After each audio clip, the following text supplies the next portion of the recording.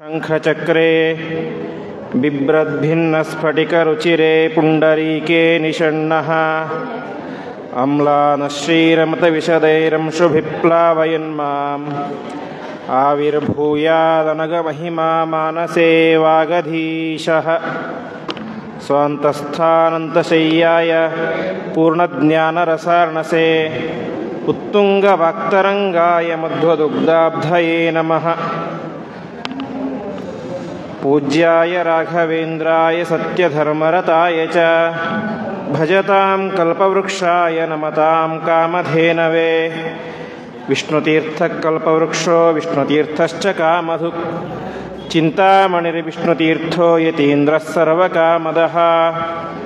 ತಪಸ್ವಾಧ್ಯಾಯ ಶುಶ್ರೂಷಾ ಕೃಷ್ಣಪೂಜಾರತಂ ಮುನಿಂ ವಿಶ್ವೇಶಮಿಷ್ಟದಂ ವಂದೇ ಪರಿವ್ರಾಟ್ ಚಕ್ರವರ್ತಿನಂ. ಶ್ರೀಗುರುಭ್ಯೋ ನಮಃ. ಹರಿ ಓಂ. ಶ್ರೀಮದಾನಂದತೀರ್ಥ ಭಗವತ್ಪಾದಾಚಾರ್ಯರು ರಚನೆ ಮಾಡಿಕೊಟ್ಟಿರುವಂತಹ ಈ ಒಂದು ಸುಂದರ ಕಾಂಡ ಏನಿದೆ, ರಾಮಾಯಣದಲ್ಲಿ ವಾಲ್ಮೀಕಿ ರಾಮಾಯಣದಲ್ಲಿ ವಾಸ್ತವಿಕವಾಗಿ ಈ ಸುಂದರಕಾಂಡ ಎಂಬುದು ಸುಮಾರು 2000 ಶ್ಲೋಕಗಳಷ್ಟು ವಿಸ್ತಾರವಾದಂತಹ ದೊಡ್ಡ ಗ್ರಂಥ. ಆ 2000 ಶ್ಲೋಕಗಳನ್ನು ಸಂಗ್ರಹ ಮಾಡಿ ನಮಗೆ ಶ್ರೀಮದಾನಂದತೀರ್ಥ ಭಗವತ್ಪಾದಾಚಾರ್ಯರು ಕೇವಲ 50 ಶ್ಲೋಕಗಳಲ್ಲಿ ಅತ್ಯಂತ ಸುಲಲಿತವಾಗಿ, ಅತ್ಯಂತ ಸ್ಪಷ್ಟವಾಗಿ, ಯಾವುದೇ ಕಡೆ ಸಂದೇಹ ಬರದೇ ಇರುವಂತೆ ಸುಲಭವಾಗಿ ನಮ್ಮ ಎದುರುಗಡೆಗೆ ಸಂಗ್ರಹ ಮಾಡಿ ಕೊಟ್ಟಿದ್ದಾರೆ. ಅಂತಹ ಈ ಒಂದು ಸುಂದರಕಾಂಡ ಪ್ರವಚನದ 4ನೇ ದಿವಸ, ಕೊನೆಯ ದಿವಸದಲ್ಲಿ ನಾವೆಲ್ಲ ಸೇರಿದ್ದೇವೆ. ನಿನ್ನೆ ಪ್ರವಚನದಲ್ಲಿ ನಾವು ಕೇಳಿದಂತೆ ಹನುಮಂತ ದೇವರು ಆ ಇಂದ್ರಜಿತ್, ರಾವಣನ ಮಗನಾದಂತಹ ಇಂದ್ರಜಿತ್ ಪ್ರಯೋಗ ಮಾಡಿದಂತಹ ಬ್ರಹ್ಮಾಸ್ತ್ರಕ್ಕೆ ಕಟ್ಟಿ ಬಿದ್ದವರಂತೆ ನಟನೆ ಮಾಡ್ತಾರೆ.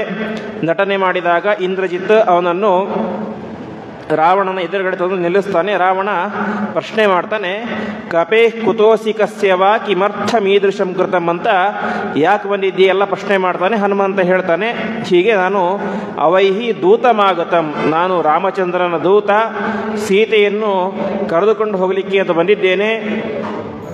ನೀನಾಗಿಯೇ ನೀನೇ ಸೀತೆಯನ್ನು ಕೊಟ್ಟರೆ ನಿನಗೆ ಒಳ್ಳೆಯದು, ಕೊಡದೇ ಹೋದರೆ ಸಪುತ್ರ ಮಿತ್ರ ಬಾಂಧವೋ ವಿನಾಶಮಾಶು ಯಾಸ್ಯಸಿ ಅಂತ ಹೇಳ್ತಾನೆ. ನೀನೊಬ್ಬನೇ ಸಾಯುವುದಲ್ಲ, ನಿನ್ನ ಹೆಂಡತಿ, ಮಕ್ಕಳು, ಮಿತ್ರರು, ಇಡೀ ಲಂಕೆಯೇನೆ ಸುಟ್ಟು ಕರಕಲಾಗಿ ಹೋಗುತ್ತೆ, ಎಚ್ಚರಿಕೆ ಅಂತ ಹೇಳ್ತಾನೆ. ಇಷ್ಟಾದರೂ ಕೂಡ ರಾವಣ ತನ್ನ ಆ ಆಸೆಗೆ ವಶನಾಗಿ ಸೀತೆಯನ್ನು ಕೊಡಲಿಕ್ಕೆ ಒಪ್ಪೋದೇ ಇಲ್ಲ. ಸರಿ, ಹನುಮಂತ ಎಚ್ಚರಿಕೆ ಕೊಟ್ಟು ವಾಪಸ್ ಹೋಗಲಿಕ್ಕೆ ರೆಡಿ ಆಗ್ತಾನೆ. ಆವಾಗ ರಾವಣ ಹೇಳ್ತಾನೆ, ಇಷ್ಟೆಲ್ಲ ನಾಶ ಮಾಡಿದ್ದೀಯಾ, ನನ್ನ 100 ಕೋಟಿ ಸೈನ್ಯವನ್ನು ನಾಶ ಮಾಡಿದ್ದೀಯಾ, ಅಷ್ಟು ಮಾತ್ರ ಅಲ್ಲ, ನನಗೆ ಅತ್ಯಂತ ಪ್ರೀತಿಪಾತ್ರನಾದಂತಹ ನನ್ನ ಮಗನನ್ನು, ಅಕ್ಷಕುಮಾರ ರಾವಣನಿಗೆ ತುಂಬ ಪ್ರೀತಿಪಾತ್ರನಾದಂತಹ ಮಗ ಅಂತೆ. ಯಾಕೆಂದರೆ ಅವನು ಸಣ್ಣ ಮಗ, ಹಾಗಾಗಿ ಅವನ ಮೇಲೆ ಪ್ರೀತಿ ಜಾಸ್ತಿ.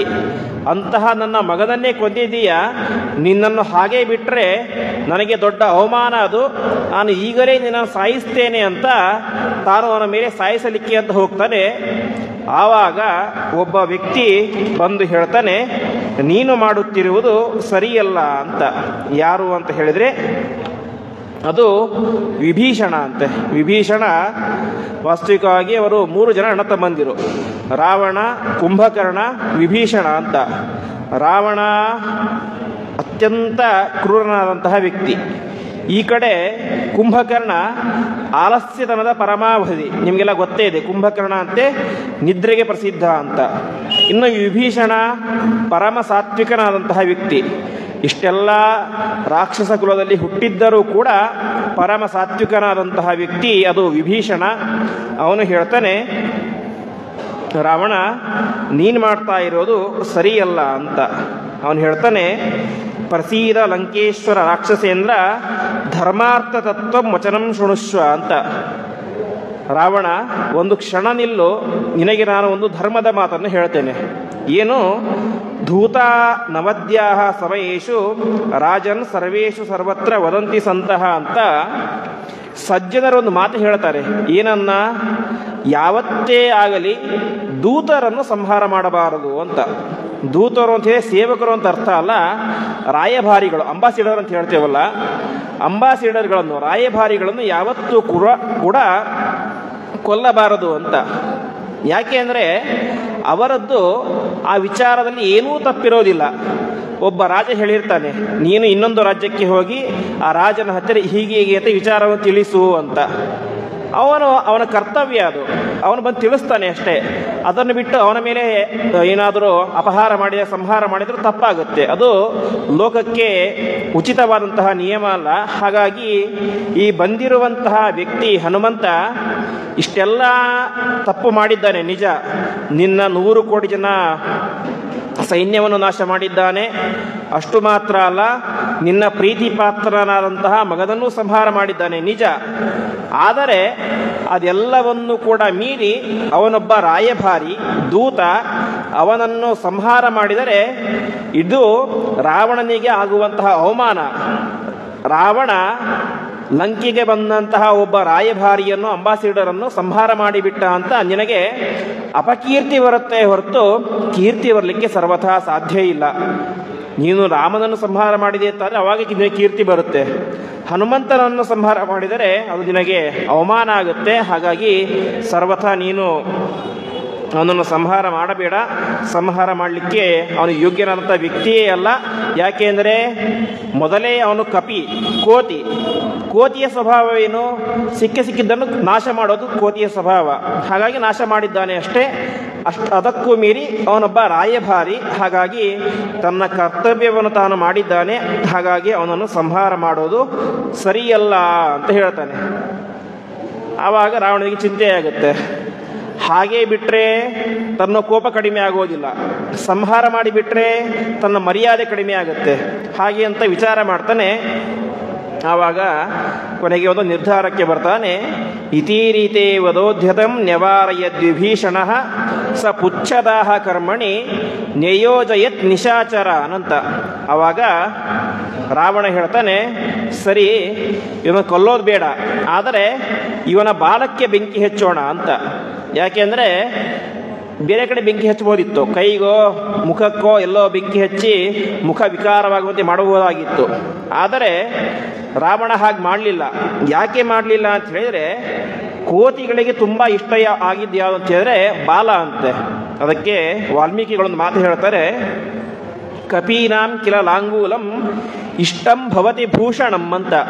ಹೇಗೆ ಎತ್ತುಗಳಿಗೆ ಕೊಂಬು ಭೂಷಣ, ಕೊಂಬಿದ್ದರೆ ಎತ್ತು ಅಂತ, ಹಾಗೆ ಕೋತಿಗಳಿಗೆ ಯಾವುದು ಭೂಷಣ ಅಂತ ಹೇಳಿದ್ರೆ ಅದಕ್ಕೆ ಅದರ ಬಾಲವೇ ಭೂಷಣ ಅಂತೆ. ಹಾಗಾಗಿ ಕೋತಿಗಳಿಗೆ ತುಂಬ ಇಷ್ಟವಾದದ್ದು ಅವುಗಳ ಬಾಲ. ಹಾಗಾಗಿ ಇದೇ ರಾಮಾಯಣದಲ್ಲಿ ಒಂದು ಕಥೆ ಬರುತ್ತೆ ಕೊನೆಗೆ, ವಾಲ್ಮೀಕಿ ರಾಮಾಯಣದಲ್ಲಿ. ಸೀತೆಯನ್ನು ಗೆದ್ದು ರಾಮನಿಗೆ ಒಪ್ಪಿಸ್ತಾರೆ ಎಲ್ಲ ಕಪಿಗಳು ಸೇರಿ. ಆವಾಗ ಮಧ್ಯದಲ್ಲಿ ಸೀತೆ ಕುಳಿತಿರ್ತಾಳೆ, ಅವಳ ಸುತ್ತಲೂ ಕೂಡ ಕಪಿಗಳು ರೌಂಡ್ ಸುತ್ತುತ್ತಾ ಇರ್ತಾರೆ ಅಂತೆ. ಆವಾಗ ಹನುಮಂತ ಕೇಳ್ತಾರೆ, ಯಾಕೆ ಆ ರೀತಿ ಮಾಡ್ತಾ ಇದ್ದೀರಿ ಅಂತ. ಅಲ್ಲ, ನಾವು ಇಷ್ಟೆಲ್ಲ ಕಷ್ಟಪಟ್ಟು ಸೀತೆಯನ್ನು ಹುಡುಕಿ ರಾಮನಿಗೆ ತಂದ್ವಿ, ವಾಪಸ್ ಕೊಟ್ವಿ, ಇಷ್ಟೆಲ್ಲ ಯುದ್ಧ ಮಾಡಿದ್ವಿ, ಇಷ್ಟೆಲ್ಲ ಜನ ಸತ್ತು ಹೋದರು, ನಮ್ಮ ಕಡೆಯವರು ಎಲ್ಲ ಆಯಿತು. ಆದರೆ ನೋಡಿದರೆ ಈ ಸೀತೆಗೆ ಬಾಲನೇ ಇಲ್ಲಲ್ಲ ಅಂತ ಆಶ್ಚರ್ಯಪಡ್ತಾರೆ. ಅಂದರೆ ಅವರಿಗೇನು, ಬಾಲ ಇದ್ರೇ ಅವನೊಬ್ಬ ಒಳ್ಳೆಯ ಭೂಷಣ ಇರುವಂತಹ ವ್ಯಕ್ತಿ, ಇಲ್ಲದೆ ಹೋದರೆ ಅವನ ಸಾಮಾನ್ಯ ಅಂತ. ಹಾಗೆ ಕೋತಿಗೆ ಬಾಲ ಎಂಬುದು ಅಲಂಕಾರ ಅಂತ. ಹಾಗಾಗಿ ಅಲಂಕಾರವಾದಂತಹ ಆ ಬಾಲಕ್ಕೆ ನಾನು ಬೆಂಕಿ ಹಚ್ಚುತ್ತೇನೆ ಅಂತ ಹನುಮಂತನ ಮೇಲೆ ತೀರ್ಮಾನ ಮಾಡ್ತಾನೆ ರಾವಣ. ಹೀಗೆ ವಿಭೀಷಣ ಆ ಹನುಮಂತನನ್ನು ಕೊಲ್ಲುವ ತೀರ್ಮಾನದಿಂದಾಗಿ ರಾವಣನನ್ನು ಹಿಂದೆ ಸರಿಸಿದ ಅಂತ. ಇಲ್ಲಿ ಇನ್ನೊಂದು ತತ್ವ ಏನು ಅಂತ ಹೇಳಿದ್ರೆ, ವಾಸ್ತವಿಕವಾಗಿ ವಿಭೀಷಣನಿಂದಾಗಿ ಹನುಮಂತನಿಗೇನು ಉಪಕಾರ ಆಗಲಿಲ್ಲ. ಯಾಕೆಂದರೆ ಹನುಮಂತ ದೇವರನ್ನು ಸಂಹಾರ ಮಾಡುವಂತಹ ಸಾಮರ್ಥ್ಯ ರಾವಣನಿಗಲ್ಲ, ಇಡೀ ಜಗತ್ತಿನಲ್ಲಿ ಯಾರಿಗೂ ಇಲ್ಲ. ಯಾಕೆಂದರೆ ಅವರೇ ಪ್ರಾಣದೇವರು, ಅವರಿದ್ದರೇನೆ ಜೀವ ಇರುತ್ತೆ. ಅಂತಹ ಪ್ರಾಣದೇವರನ್ನು ಸಂಹಾರ ಮಾಡುವಂತಹ ಸಾಮರ್ಥ್ಯ ಯಾರಿಗೂ ಇಲ್ಲ. ಒಂದು ವೇಳೆ ರಾವಣ ಅವನನ್ನು ಸಂಹಾರ ಮಾಡಲಿಕ್ಕೆ ಅಂತ ಪ್ರಯತ್ನ ಮಾಡಿದ್ದರೆ ಹನುಮಂತನೇ ರಾವಣನಿಗೆ ಸಂಹಾರ ಮಾಡ್ತಾ ಇದ್ದ ಹೊರತು ರಾವಣನಿಗೆ ಹನುಮಂತನನ್ನು ಸಂಹಾರ ಮಾಡುವಂಥ ಶಕ್ತಿ ಇರಲಿಲ್ಲ. ಹಾಗಾಗಿ ವಿಭೀಷಣ ಏನೋ ಇವನಿಗೆ ತುಂಬ ಉಪಕಾರ ಮಾಡಿದ ಅಂತ ತಿಳ್ಕೋಬಾರ್ದು. ಹೊರತು ರಾಜನಾದಂಥವನು ಯಾವ ರೀತಿಯಾದಂಥ ಕರ್ತವ್ಯವನ್ನು ಮಾಡಿಸಬೇಕು ಅಂತ ತಿಳಿಸಿಕೊಟ್ಟ. ಯಾಕೆ ದೂತನಾದವನಿಗೆ ಯಾವುದೇ ರೀತಿಯಾದಂತಹ ಸಂಹಾರವನ್ನು ಮಾಡಬಾರದು ಎಂಬುದು ಲೋಕದ ನಿಯಮ. ಅದನ್ನು ಜಗತ್ತಿಗೆ ತೋರಿಸಿಕೊಟ್ಟವನು ಯಾರು? ಈ ವಿಭೀಷಣ ಅಂತ ಈ ರೀತಿಯಾಗಿ ತನ್ನ ಕರ್ತವ್ಯವನ್ನು ಮಾಡ್ತಾನೆ. ಸರಿ, ಬೆಂಕಿ ಹಚ್ಚಬೇಕು. ಬೆಂಕಿ ಹಚ್ಚಬೇಕಂದ್ರೆ ಏನು ಮಾಡಬೇಕು? ಸುಮ್ಮನೆ ಬೆಂಕಿ ಹಚ್ಚಿದರೆ ಬೆಂಕಿ ಹತ್ತಲ್ಲ. ಬಾಲ ತುಂಬ ಗಟ್ಟಿ ಇರುತ್ತೆ. ಹಾಗಾಗಿ ಅದಕ್ಕೆ ವಸ್ತ್ರಗಳನ್ನು ಸುತ್ತಾ ಹೋಗ್ತಾರೆ. ಸ್ವಲ್ಪ ಬಟ್ಟೆ ಇರುತ್ತೆ, ಬಟ್ಟೆ ಸುತ್ತಾರೆ. ಹನುಮಂತ ಇನ್ನು ಸ್ವಲ್ಪ ಬೆಳಿತಾನೆ ಅಂತೆ. ಬಟ್ಟೆ ಸುತ್ತಾರೆ, ಇನ್ನೂ ಸ್ವಲ್ಪ ಬೆಳಿತಾನೆ. ಬೆಳೀತಾ ಹೋಗಿ ಹನುಮಂತ ದೊಡ್ಡ ಗಾತ್ರದವನಾಗ್ತಾನೆ. ಅವನು ಬೆಳೆದಂತೆ ಬಾಲವು ಬೆಳೆಯುತ್ತೆ. ಕೊನೆಗೆ ಏನು ಮಾಡ್ತಾರೆ? ತಮ್ಮ ಹೆಂಡತಿಯರು ಹುಟ್ಟಿಕೊಂಡಂತಹ ಸೀರೆಯನ್ನು ಹರಿದು ತಂದು ಅವನ ಬಾಲಕ್ಕೆ ಸುತ್ತುತ್ತಾರೆ ಅಂತೆ. ಸುತ್ತಿ ಹನುಮಂತ ದೊಡ್ಡದಾಗಿ ಬೆಳಿತಾನೆ. ಬೆಳೆದ ತಕ್ಷಣ ಅವನ ಬಾಲಕ್ಕೆ ಪಿಧಾಯ ಪುಚ್ಛಮಗ್ನಯೇ ಅಂತ ಅವನ ಬಾಲಕ್ಕೆ ಬೆಂಕಿಯನ್ನು ಕೊಡ್ತಾರೆ. ಹನುಮಂತ ಎಲ್ಲರನ್ನೂ ಗಮನಿಸ್ತಾನೆ. ನನ್ನ ಬಾಲಕ್ಕೆ ಯಾರ್ಯಾರು ಬಟ್ಟೆ ತಂದು ಸುತ್ತಿದರು ಅಂತ ಹಾರ್ತಾನೆ. ಹಾರಿದ ತಕ್ಷಣ ವಿಶೇಷವಾಗಿ ಏನಾಗೋದಿಲ್ಲ. ಮೊದಲನೇದಾಗಿ ಹನುಮಂತ ದೇವರ ಬಾಲಕ್ಕೆ ಕಿಂಚಿತ್ತೂ ಬಿಸಿ ಹತ್ತೋದಿಲ್ಲ ಅಂತೆ. ಯಾಕೆ ಹತ್ತೋದಿಲ್ಲ ಎಂಬುದಾಗಿ ಇಲ್ಲಿ ಹೇಳ್ತಾರೆ. ಮರುತ್ಸಕೋ ಹುತಾಶನಃ ಅಂತ. ಮರುತ್ಸಕ ಅಂತ ಹೇಳಿದರೆ ಬೆಂಕಿ ಯಾರೋ ಬೇರೆ ಅಲ್ಲ, ಅವರು ವಾಯುದೇವರ ಸ್ನೇಹಿತ ಅಂತೆ. ಯಾವತ್ತೂ ಕೂಡ ಒಬ್ಬ ವ್ಯಕ್ತಿ ತನ್ನ ಶತ್ರುವಿಗೆ ತೊಂದರೆ ಕೊಡ್ತಾನೆ, ಆದರೆ ತನ್ನ ಸ್ನೇಹಿತನಿಗೆ ಸರ್ವಥಾ ತೊಂದರೆ ಕೊಡೋದಿಲ್ಲ. ಇಲ್ಲಿ ಸ್ನೇಹಿತರು ಎರಡು ರೀತಿಯಂತೆ. ಒಂದು ವಾಯುದೇವರು ಒಬ್ಬ ಜೀವೋತ್ತಮರಾದಂತಹ ದೇವತೆ, ಅಗ್ನಿಯು ಒಬ್ಬ ದೇವತೆ. ಹಾಗಾಗಿ ಅವರಲ್ಲಿ ದೇವತೆಗಳ ರೀತಿಯ ಸಖ್ಯ ಇತ್ತು, ಸ್ನೇಹಿತನ ಇತ್ತು. ಇನ್ನೊಂದು, ನಾವು ಲೌಕಿಕವಾಗಿ ನೋಡಬೇಕಾದ್ರೆ ಒಂದು ದೀಪ ಉರಿಬೇಕಂದ್ರೆ ಏನು ಬೇಕು? ಗಾಳಿ ಬೇಕು. ಅದನ್ನು ಮುಚ್ಚಿಟ್ಟು ಬಿಟ್ಟರೆ ದೀಪ ಉರಿಯೋದಿಲ್ಲ. ಹೀಗೆ ದೀಪ ಉರಿಬೇಕಂದ್ರೆ ಗಾಳಿ ಬೇಕೇ ಬೇಕು. ಹಾಗಾಗಿ ಅಗ್ನಿದೇವರಿಗೆ ಸ್ನೇಹಿತ ಯಾರು? ವಾಯುದೇವರು. ಹಾಗಾಗಿ ಬೆಂಕಿ ಹಚ್ಚಿದ್ದು ಎಲ್ಲಿಗೆ? ಕೇವಲ ಆ ವಸ್ತ್ರಗಳಿಗೆ, ಬಟ್ಟೆಗಳಿಗೆ ಮಾತ್ರ. ಅದರಿಂದಾಗಿ ಕಿಂಚಿತ್ತೂ ಬಿಸಿ ಎಂಬುದು ಅವರಿಗೆ ತಗಲಿಲ್ಲ. ಯಾಕೆ? ಮರುತ್ಸಕೋ ಹುತಾಶನಃ ಅಂತ. ಅವರ ಸ್ನೇಹಿತ ಅದರಿಂದಾಗಿ ಸುಡಲಿಲ್ಲ ಎಂಬುದಾಗಿ ಆಚಾರ್ಯರು ಹೇಳ್ತಾರೆ. ಹೀಗೆ ಎಷ್ಟೆಲ್ಲ ಆಯಿತು. ವಾಯುದೇವರು, ಹನುಮಂತ ದೇವರು ಪ್ರತಿಯೊಬ್ಬರನ್ನು ಗಮನಿಸಿದ್ದರು. ಯಾರ್ಯಾರು ನನ್ನ ಬಾಲಕ್ಕೆ ತಂದು ಬಟ್ಟೆ ಸುತ್ತಿದ್ದಾರೆ ಅಂತ ಛಂಗನೆ ಒಂದು ಏಟಿಗೆ ಹಾರಿ ಇಡೀ ಯಾರ್ಯಾರು ವಸ್ತ್ರವನ್ನು ಸುತ್ತಿದ್ದರೋ ಅವರೆಲ್ಲರ ಮನೆಗೆ ಹೋಗಿ ಬೆಂಕಿಯನ್ನು ಇಟ್ಟಿರುತ್ತೆ ಮೊದಲು. ಅನಂತರ ಮೇಲ್ಗಡೆ ಹೋದರಂತೆ ಲಂಕೆಯಲ್ಲಿ ಇದ್ದಂತಹ ಯಾವುದ್ಯಾವುದು ದೊಡ್ಡ ದೊಡ್ಡ ಕಟ್ಟಡಗಳಂತ ಇತ್ತಲ್ಲ, ಆ ಎಲ್ಲ ಕಟ್ಟಡಗಳಿಗೆ ಹೋಗಿ ಇಡೀ ಲಂಕೆಯನ್ನೇ ಸುಟ್ಟು ಬಿಟ್ರಂತೆ. ಹೀಗೆ ಎಲ್ಲವನ್ನು ಮಾಡಿದಂತಹ ಅತಿ ಸಮರ್ಥವುಳ್ಳಂತಹ ವ್ಯಕ್ತಿ ಅದು ಹನುಮಂತ. ಹೀಗೆ ಆ ಇಡೀ ಲಂಕೆಯನ್ನೇ ಒಂದು ಕ್ಷಣದಲ್ಲಿ ಸುಟ್ಟು ಹೋಗ್ತಾನೆ. ಹೇಗೆ ಅಂತ ಹೇಳಿದರೆ ಇದನ್ನು ವ್ಯಾಖ್ಯಾನದಲ್ಲಿ ಹೇಳ್ತಾರೆ. ಹನುಮಂತ ಒಂದು ಕ್ಷಣ ಇಲ್ಲಿದ್ದ ಅಂತ ಹೇಳಿದ್ರೆ ಇನ್ನೊಂದು ಕ್ಷಣದಲ್ಲಿ ಇನ್ನೂ 1 ಕಿಲೋಮೀಟರ್ ದೂರ ಇರ್ತಿದ್ದ ಅಂತೆ. ಹಾಗೆ ಕ್ಷಣಾರ್ಧದಲ್ಲಿ ಇಡೀ ಲಂಕೆಯಲ್ಲಿ ಎಲ್ಲ ಕಡೆ ಸಂಚಾರ ಮಾಡಿ ಎಲ್ಲ ಕಡೆ ತನ್ನ ಬಾಲದಿಂದಾಗಿ ಬೆಂಕಿಯನ್ನು ಇಟ್ಟು ಇಡೀ ಲಂಕೆಯನ್ನು ಕ್ಷಣಾರ್ಧದಲ್ಲಿ ಸುಟ್ಟು ಹಾಕಿಬಿಡ್ತಾನೆ. ಹೀಗೆ ಅದನ್ನು ವ್ಯಾಖ್ಯಾನಕಾರರು ಹೇಳ್ತಾರೆ. ಸರ್ವತ್ರ ಚೈಕಕ್ಷಣ ಏವ ದೃಷ್ಟ ಸವಿಶ್ವರೂಪತ್ವ ಮವಾಪ ನೂನಮ್ಮಂತ. ಹೇಗೆ ಯಾವ ಶ್ರೀಕೃಷ್ಣ ಪರಮಾತ್ಮ ಅರ್ಜುನನಿಗೆ ತನ್ನ ವಿಶ್ವರೂಪವನ್ನು ತೋರಿದ. ಅಲ್ಲಿ ಇದ್ದಿದ್ದ್ಯಾರು? ಒಬ್ಬನೇ ಕೃಷ್ಣ, ಆದರೆ ತೋರಿದ್ದು ವಿಶ್ವರೂಪ. ಹೇಗೆ ಶ್ರೀಕೃಷ್ಣ ಪರಮಾತ್ಮ ತಾನು ವಿಶ್ವರೂಪವನ್ನು ತೋರಿದನೋ ಹಾಗೆ ಇಲ್ಲಿ ಹನುಮಂತನು ಕೂಡ ವಿಶ್ವರೂಪವನ್ನು ತೋರಿದ ಅಂತೆ. ಇಲ್ಲಿ ವಿಶ್ವರೂಪ ತೋರಿದ ಅಂತ ಹೇಳಿ ಹನುಮಂತ ಏನೋ 100 ತಲೆ ಬರಲಿಲ್ಲ ಹನುಮಂತನಿಗೆ. ಇದ್ದಿದ್ದು ಒಬ್ಬನೇ ಹನುಮಂತ. ಒಬ್ಬ ವ್ಯಕ್ತಿಗಳು ಮಾಡಲಿಕ್ಕೆ ಅಸಾಧ್ಯವಾದಂತಹ ಕಾರ್ಯವನ್ನು ಒಂದು ಕ್ಷಣದಲ್ಲಿ ಇಡೀ ಲಂಕೆಯಲ್ಲಿ ಸಂಚಾರ ಮಾಡಿದ ಅಂತೆ. ನಾವು ಹಿಂದೆ ಕೇಳಿದಂತೆ ಲಂಕೆ ವಿಸ್ತೀರ್ಣ ಎಷ್ಟು ಅಂತ ಹೇಳಿ 100 ಯೋಜನ ಅಂತೆ. ಅಂದರೆ ಸುಮಾರು 400 ಕಿಲೋಮೀಟರ್ ವಿಸ್ತೀರ್ಣದ ದೊಡ್ಡ ಲಂಕಾಪಟ್ಟಣ.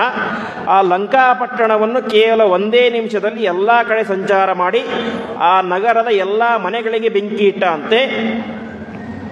ಒಂದನ್ನು ಮಾತ್ರ ಬಿಟ್ಟು. ಯಾವುದು? ಅದು ಸೀತೆ ವಾಸವಾಗಿದ್ದಂತಹ ಅಶೋಕವನ, ಇನ್ನೊಂದು ವಿಭೀಷಣನ ಮನೆ. ಒಂದು ಸೀತೆಯ ಮಾತೆ, ಅವಳನ್ನೇ ಹುಡುಕಲಿಕ್ಕೆ ಬಂದಿದ್ದು, ಅವಳನ್ನು ರಕ್ಷಣೆ ಮಾಡಬೇಕು ಎಂಬಂತಹ ಉದ್ದೇಶ ಒಂದು ಉದ್ದೇಶ. ಇನ್ನೊಂದು, ವಿಭೀಷಣನ ಮನೆಗೆ ಬೆಂಕಿ ಹಚ್ಚಲಿಲ್ಲ ಅಂತೆ. ಯಾಕೆ ಅಂದರೆ ಉಳಿದವರೆಲ್ಲರೂ ಕೂಡ ಇನ್ನೊಬ್ಬರ ಮನೆಗೆ ಬೆಂಕಿಯನ್ನು ಹಚ್ಚೇ ಜೀವನ ಮಾಡಿದವರು ಇಷ್ಟು ವರ್ಷಗಳ ಕಾಲ. ಆ ಲಂಕೆಯಲ್ಲಿದ್ದಂತಹ ರಾವಣನಿಂದಾಗಿ ಆರಂಭ ಮಾಡಿ ಸಾಮಾನ್ಯ ಒಬ್ಬ ಸೈನಿಕನ ಮನೆಗೂ ಕೂಡ ಅವರ ಜೀವನ ಏನು, ಇನ್ನೊಬ್ಬರನ್ನು ನಾಶ ಮಾಡಿ, ಇನ್ನೊಬ್ಬರನ್ನು ಸಂಹಾರ ಮಾಡಿ, ಇನ್ನೊಬ್ಬರ ಹೆಂಡತಿಯನ್ನು ಅಪಹಾರ ಮಾಡಿ, ಇನ್ನೊಬ್ಬರ ಮನೆಗೆ ಬೆಂಕಿಯನ್ನು ಇಟ್ಟೇ ಜೀವನ ಮಾಡುವಂತಹ ಕೆಲಸ ರಾಕ್ಷಸರದ್ದು. ಹಾಗಾಗಿ ಅದು ಒಂದು ತಪ್ಪು. ಇನ್ನೊಂದೇನು ತಪ್ಪು, ವಾಯುದೇವರಿಗೆ ಬೆಂಕಿಯನ್ನು ಇಟ್ಟಂತಹ ಮಹಾ ಪಾಪಿಷ್ಟರು. ಹಾಗಾಗಿ ಒಂದು ಶಾಸ್ತ್ರದಲ್ಲಿ ಮಾತಿದೆ, ದೇವತೆಗಳಿಗೆ ನಾವೇನು ಕೊಡ್ತೇವಲ್ಲ ಅದನ್ನೇ ನಮಗೆ ವಾಪಸ್ ಮಾಡಿ ಕೊಡ್ತಾರೆ ಅಂತೆ. ದೇವರಿಗೆ ನಾವು ಭಕ್ತಿಯಿಂದಾಗಿ ಪುಷ್ಪಗಳನ್ನು ಸಮರ್ಪಣೆ ಮಾಡಿದರೆ ನಮಗೂ ಒಳ್ಳೆಯ ಪುಷ್ಪದಂತಹ ಒಳ್ಳೆಯ ಮೆತ್ತಗಿನ ಜೀವನವನ್ನು ಕೊಡ್ತಾರೆ ಅಂತೆ. ಅದೇ ಇಂತಹ ವಾಯುದೇವರಂತಹ ಒಳ್ಳೆಯ ಶ್ರೇಷ್ಠ ದೇವತೆ ತಮ್ಮ ನಗರಕ್ಕೆ ಬಂದಾಗ ಅವರಿಗೆ ಪೂಜೆ ಮಾಡುವಂಥ ಯೋಗ್ಯತೆ ಅಂತ ಖಂಡಿತ ಇಲ್ಲ. ಕನಿಷ್ಠ ಹಾಗೆ ಬಿಟ್ಟಿದ್ರೆ ಸುಮ್ಮನೆ ಹನುಮಂತ ಹೋಗಿಬಿಡ್ತಾ ಇದ್ದ. ಹೇಗೋ ಸೀತೆಯ ದರ್ಶನ ಆಗಿದೆ, ಸೀತೆಗೆ ನಾನು ಉಂಗುರವನ್ನು ಕೊಟ್ಟಿದ್ದೇನೆ, ಸೀತೆ ಅದಕ್ಕೆ ಪ್ರತಿಯಾಗಿ ಚೂಡಾಮಣಿಯನ್ನು ಕೊಟ್ಟಿದ್ದಾಳೆ, ಅದನ್ನು ಹೋಗಿ ರಾಮನಿಗೆ ಸಮರ್ಪಣೆ ಮಾಡೋದು, ಮುಂದೆ ಯುದ್ಧ ಮಾಡೋದು ಅಂತ ಇಷ್ಟೇ ಇದ್ದಿದ್ದು ಹನುಮಂತನ ತಲೆಯಲ್ಲಿ. ಲಂಕೆಗೆ ಬೆಂಕಿ ಹಚ್ಚಬೇಕು ಅದ್ಯಾವ ಉದ್ದೇಶವೂ ಹನುಮಂತನ ತಲೆಯಲ್ಲಿ ಇರಲೇ ಇಲ್ಲ. ಅದನ್ನು ತಂದಿಟ್ಟಿದ್ದೇ ಈ ರಾವಣ. ಸುಮ್ಮನೆ ಬಿಟ್ಬಿಟ್ಟಿದ್ರೆ ಆಗ್ತಾ ಇತ್ತು. ಯಾಕೆ, ಆಗಲೇ ರಾವಣನಿಗೆ ಗೊತ್ತಾಗ್ಬಿಟ್ಟಿದೆ, 100 ಕೋಟಿ ಜನ ರಾಕ್ಷಸರನ್ನು ಒಬ್ಬನೇ ಸಂಹಾರ ಮಾಡಿದ್ದಾನೆ, ನನ್ನ ಮಹಾಪರಾಕ್ರಮಶಾಲಿಯಾದಂತಹ ಮಗನನ್ನು ಅಕ್ಷಕುಮಾರನ ಸಂಹಾರ ಮಾಡಿದ್ದಾನೆ, ಇವನನ್ನು ಕೆಣಕಿದರೆ ಸರಿ ಇಲ್ಲ ಅಂತ ಗೊತ್ತಿದ್ದರೂ ಕೂಡ ಏನೋ ಮೊಂಡು ಧೈರ್ಯ ಮಾಡಿ ಅವನ ಬಾಲಕ್ಕೆ ಬೆಂಕಿಯನ್ನು ಹಚ್ಚಿದ. ಆ ಮೂಲಕ ಇಡೀ ಲಂಕೆಯನ್ನೇ ಸುಟ್ಟು ಹಾಕುವಂತಹ ಕೆಟ್ಟ ಕೆಲಸವನ್ನು ಆ ರಾವಣ ಮಾಡಿದ ಎಂಬುದಾಗಿ ಹೇಳ್ತಾರೆ. ಹೀಗೆ ಹನುಮಂತ ಎಲ್ಲ ಕಡೆ ತಾನು ವಿಶ್ವರೂಪಿಯಾಗಿ ಎಲ್ಲ ಕಡೆ ಸಂಚಾರವನ್ನು ಮಾಡಿ ಇಡೀ ಲಂಕೆಯನ್ನು ಹನುಮಂತ ಸುಟ್ಟು ಹಾಕ್ತಾನೆ ಎಂಬುದಾಗಿ ಹೇಳ್ತಾರೆ. ಈ ರೀತಿಯಾಗಿ ಸುಟ್ಟು ಹಾಕಿ ದದಾಹ ಚಾಖಿಲಾಂಪುರಿಂ ಸ್ವಪುಚ್ಛಗೇನ ವನ್ಹಿನ ಕೃತಿಸ್ತು ವಿಶ್ವಕರ್ಮಣ ಪ್ರದಹ್ಯತಾಸ್ಯ ತೇಜಸ ಎಂಬುದಾಗಿ ಹೇಳ್ತಾರೆ. ಇಲ್ಲಿ ಇನ್ನೊಂದು ವಿಶೇಷ ಅಂಶವನ್ನು ಮಧ್ವಾಚಾರ್ಯರು ಹೇಳ್ತಾರೆ. ಅದು ಸುಡಲಿಕ್ಕೆ ಸಾಧ್ಯನೇ ಇಲ್ಲ ಲಂಕಾಪಟ್ಟಣ ಅಂತ. ಯಾಕೆ ಸಾಧ್ಯ ಇಲ್ಲ ಅಂತ ಹೇಳಿದರೆ, ಯಾವುದೋ ಸಾಮಾನ್ಯ ಇಟ್ಟಿಗೆ ಕಲ್ಲಿನಿಂದ ಮಾಡಿದಂತಹ ಪಟ್ಟಣ ಅಥವಾ ಯಾವುದೋ ಮರದಿಂದಾಗಿ ಮಾಡಿದಂತಹ ಪಟ್ಟಣ ಅಂತ ಹೇಳಿದರೆ ಸುಡುವಂತಹ ಸಾಧ್ಯತೆ ಇರುತ್ತೆ. ಆದರೆ ಈ ಲಂಕಾಪಟ್ಟಣವನ್ನು ನಿರ್ಮಾಣ ಮಾಡಿದಂತಹ ವ್ಯಕ್ತಿ ಯಾರು ಅಂತ ಹೇಳಿದರೆ ಅದು ಯಾರೋ ಸಾಮಾನ್ಯ ವ್ಯಕ್ತಿಯಲ್ಲ, ಕೃತಿಸ್ತು ವಿಶ್ವಕರ್ಮಣ ಅಂತ. ಲಂಕೆಯನ್ನು ನಿರ್ಮಾಣ ಮಾಡಿದ್ದು ಅಲ್ಲಿಂದ ಲೋಕಲ್ ಇಂಜಿನಿಯರ್ಗಳಲ್ಲ, ದೇವತೆಗಳ ಇಂಜಿನಿಯರ್ ಆದಂತಹ ವಿಶ್ವಕರ್ಮ, ಸಾಕ್ಷಾತ್ ವಿಶ್ವಕರ್ಮನೇ ಬಂದು ಇಡೀ ಲಂಕೆಯನ್ನು ಯಾವ ರೀತಿ ಆಗಬೇಕು ಅಂತ ಸ್ವತಃ ರಾವಣೇಶ್ವರನೇ ಮುಂದೆ ನಿಂತು ಆ ಲಂಕೆ ಎಂಬುದು ಹೇಗಿರಬೇಕು ಅಂತ ಹೇಳಿದರೆ, ಆ ದೇವತೆಗಳ ನಗರವಾದಂತಹ ಅಮರಾವತಿ ದೇವತೆಗಳ ರಾಜಧಾನಿ, ಇಂದ್ರನ ಅರಮನೆ ಇರೋದು ಅಲ್ಲಿ. ಆ ಇಂದ್ರನ ಅರಮನೆಯನ್ನು ಮೀರಿಸುವಂತಹ ವೈಭವದಿಂದ ಕೂಡಿದಂತಹ ಅರಮನೆ ನನ್ನ ಅರಮನೆಯಾಗಬೇಕು, ನನ್ನ ಲಂಕಾಪಟ್ಟಣದ ವೈಭವ ಅಮರಾವತಿಯನ್ನು ಮೀರಿಸಬೇಕು ಅಂತ ಹೇಳಿರ್ತಾನೆ. ಅದಕ್ಕೆ ಇನ್ನೊಂದು ಮಾತನ್ನು ಹೇಳ್ತಾನೆ, ನನ್ನ ಲಂಕಾಪಟ್ಟಣವನ್ನು ಅದು ಹೆಂಗಿದ್ರು ಸಮುದ್ರ ತೀರ, ಯಾವುದು ಲಂಕಾಪಟ್ಟಣ ಸಮುದ್ರ ತೀರದಲ್ಲಿ ಬೇಕಾದಷ್ಟು ಮರಳು ಸಿಗುತ್ತೆ ಅಂತ ಮರಳು ಯೂಸ್ ಮಾಡಿ ಕಟ್ಟಬೇಡ, ಹೊರತು ಸುವರ್ಣ ರತ್ನಕಾರಿತ ಎಂಬುದಾಗಿ ಹೇಳ್ತಾರೆ. ಅಲ್ಲಿ ಒಂದೊಂದು ಇಟ್ಟಿಗೆ ಇಡಲಿಲ್ಲ, ಇಟ್ಟಿಗೆಗೆ ಬದಲಾಗಿ ಒಂದೊಂದು ಬಂಗಾರದ ಇಟ್ಟಿಗೆಗಳನ್ನು ಇಟ್ಟರಂತೆ. ನಾವಿವತ್ತು ಕೇಳ್ತೇವೆ, ಮೊನ್ನೆ ಅಷ್ಟೇ ನಮ್ಮ ದೇಶದಲ್ಲಿ ರಾಮ ಮಂದಿರ ನಿರ್ಮಾಣ ಆಯಿತು. ಆ ರಾಮ ಮಂದಿರಕ್ಕೆ ಅನೇಕ ಜನ ಸೇವಾಕರ್ತೃಗಳು ಬೆಳ್ಳಿಯ ಇಟ್ಟಿಗೆ, ಬಂಗಾರದ ಇಟ್ಟಿಗೆ ಎಲ್ಲ ಕೊಟ್ಟಿದ್ದರು. ಹಾಗೆ ಇಡೀ ಲಂಕಾಪಟ್ಟಣ ಸಂಪೂರ್ಣವಾಗಿ ನಿರ್ಮಾಣವಾಗಿದ್ದು ಬೆಳ್ಳಿ, ಬಂಗಾರ ಮತ್ತು ರತ್ನಗಳಿಂದಾಗಿ ಅಂತೆ. ಹಾಗಾಗಿ ಅದು ಸುಡಲಿಕ್ಕೆ ಸಾಧ್ಯನೇ ಇಲ್ಲ. ಯಾಕೆ, ಒಂದು ಬಂಗಾರದ ನಗರಿ, ಇನ್ನೊಂದು ಸಾಕ್ಷಾತ್ ವಿಶ್ವಕರ್ಮ ನಿರ್ಮಾಣ ಮಾಡಿದಂತಹ ನಗರಿ. ವಿಶ್ವಕರ್ಮ ನಿರ್ಮಾಣ ಮಾಡಿದ್ದಾನಿದೆ, ಸುಮ್ಮನೆ ನಿರ್ಮಾಣ ಮಾಡಿರೋದಿಲ್ಲ. ಅತ್ಯಂತ ಚಾಕಚಕ್ಯತೆಯಿಂದಾಗಿ ಫೈರ್ ಪ್ರೂಫ್ ಅಂದರೆ ಬೆಂಕಿ ಬಿದ್ದರೂ ಕೂಡ ಏನಾಗಬಾರದು ಆ ರೀತಿಯಾಗಿ ಅದನ್ನು ನಿರ್ಮಾಣ ಮಾಡಿರ್ತಾನೆ. ಅಂತಹ ನಿರ್ಮಾಣ ಮಾಡಿರ್ತಾನೆ. ವಿಶೇಷವಾಗಿ ಬ್ರಹ್ಮದೇವರ ವರ ಕೂಡ ಇರುತ್ತೆ. ಇಷ್ಟಾದರೂ ಕೂಡ ಯಾವುದೋ ಸಾಮಾನ್ಯ ಬೆಂಕಿಗೆ ಆ ಲಂಕಾಪಟ್ಟಣ ಹೇಗೆ ಸುಟ್ಟು ಹೋಯಿತು ಎಂಬಂಥ ಪ್ರಶ್ನೆ ಬರುತ್ತೆ. ಅದಕ್ಕೆ ಮಧ್ವಾಚಾರ್ಯರು ಹೇಳ್ತಾರೆ, ಅದಕ್ಷ್ಯತ ಅಸ್ಯ ತೇಜಸ ಅಂತ. ಅಂದರೆ ಇಲ್ಲಿ ನಿಜವಾಗಿ ಲಂಕಾಪಟ್ಟಣ ಸುಟ್ಟಿದ್ದು ಆ ಹನುಮಂತ ದೇವರ ಬಾಲದ ಬೆಂಕಿಯಿಂದ ಅಲ್ಲ ಹೊರತು ಹನುಮಂತ ದೇವರ ದೇಹದ ತೇಜಸ್ಸಿನಿಂದಾಗಿ ಅಂತೆ. ಯಾಕೆಂದರೆ ಆ ಬೆಂಕಿಗೆ ಲಂಕಾಪಟ್ಟಣವನ್ನು ನಾಶ ಮಾಡುವಂತಹ ಸಾಮರ್ಥ್ಯವೇ ಇಲ್ಲ. ಆ ಸಾಮರ್ಥ್ಯ ಇರುವುದು ಹನುಮಂತ ದೇವರ ತೇಜಸ್ಸಿಗೆ ಮಾತ್ರ, ಅವರ ಕಾಂತಿಗೆ ಮಾತ್ರ. ಹಾಗಾಗಿ ಲಂಕಾಪಟ್ಟಣ ಸಾಮಾನ್ಯ ಬೆಂಕಿಯಿಂದಾಗಿ ಸುಟ್ಟು ಹೋಯಿತು ಅಂತ ನಾವು ಸರ್ವದಾ ತಿಳ್ಕೊಳ್ಬಾರ್ದು. ಅದು ನೋಡಲಿಕ್ಕೆ ಆ ರೀತಿ ಕಾಣಿಸಿದ್ದು ಅಷ್ಟೇ. ಆದರೆ ನಿಜವಾಗಿ ಸುಟ್ಟಿದ್ದು ಹನುಮಂತ ದೇವರ ದೇಹದ ತೇಜಸ್ಸಿನಿಂದಾಗಿ ಎಂಬುದಾಗಿ ಹೇಳ್ತಾರೆ. ಹಾಗಾಗಿ ಇಡೀ ಲಂಕೆನೇ ಬೆಂಕಿಗೆ ಬಿದ್ದು ಸುಟ್ಟು ಹೋಯಿತು. ಇಷ್ಟೆಲ್ಲ ಆಗುತ್ತೆ. ಇಷ್ಟೆಲ್ಲ ಆದ ಮೇಲೆ ಹನುಮಂತ ಏನು ಮಾಡ್ತಾನೆ, ಸುವರ್ಣ ರತ್ನಕಾರಿತಾಂಸ ರಾಕ್ಷಸೋತ್ತಮೈ ಸಹ ಪ್ರದಖ್ಯ ಸರ್ವಶಪುರೀಂ ಮುದಾನ್ವಿತೋ ಜಗರ್ಜಚ ಅಂತ. ಅಂದರೆ ಹನುಮಂತನ ಬಾಲಕ್ಕೆ ಬೆಂಕಿ ಇಟ್ಟಿದ್ದು ಎಲ್ಲಿ? ರಾವಣನ ಅರಮನೆಯಲ್ಲಿ, ರಾವಣನ ಮುಂದ್ಗಡೆ. ಒಂದು ಕ್ಷಣ ಹಾರಿದ, ಇಡೀ ಲಂಕೆಯಲ್ಲಿ ಎಲ್ಲ ಕಡೆ ಸಂಚಾರ ಮಾಡಿದ, ಎಲ್ಲ ಕಡೆ ಬೆಂಕಿ ಇಟ್ಟ. ಮತ್ತೆ ರಾವಣನ ಅರಮನೆ ಮುಂದೆ ಬಂದು ನಿಂತ್ಕೊಂಡ. ಮೇಲೆ ಹತ್ತಿ ನೋಡ್ತಾನೆ, ಇಡೀ ಲಂಕೆ ಬೆಂಕಿ ಹತ್ತಿ ಉರಿತಾ ಇದೆ.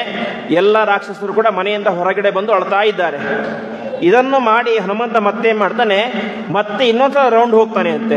ಮತ್ತೆ ಎಲ್ಲ ಕಡೆ ಸಂಚಾರ ಮಾಡಿ ಜೋರಾಗಿ ಗರ್ಜನೆ ಮಾಡ್ತಾ ಅವನು ಒಳ್ಳೆ ಗರ್ಜನೆಯನ್ನು ಮಾಡ್ತಾನೆ. ಈ ರೀತಿಯಾಗಿ ಗರ್ಜನೆಯನ್ನು ಮಾಡ್ತಾನೆ. ಮಾಡಿದ ನಂತರ ಆ ಸರಾವಣಂ ಸಪುತ್ರಕಂ ತೃಣೋಪಮಂ ವಿಧಾಯ ಚ ತಯೋ ಪ್ರಪಶ್ಯತೋ ಪುರಿಂ ವಿಧಾಯ ಭಸ್ಮ ಸಾಧ್ಯಯೋ ಅಂತ.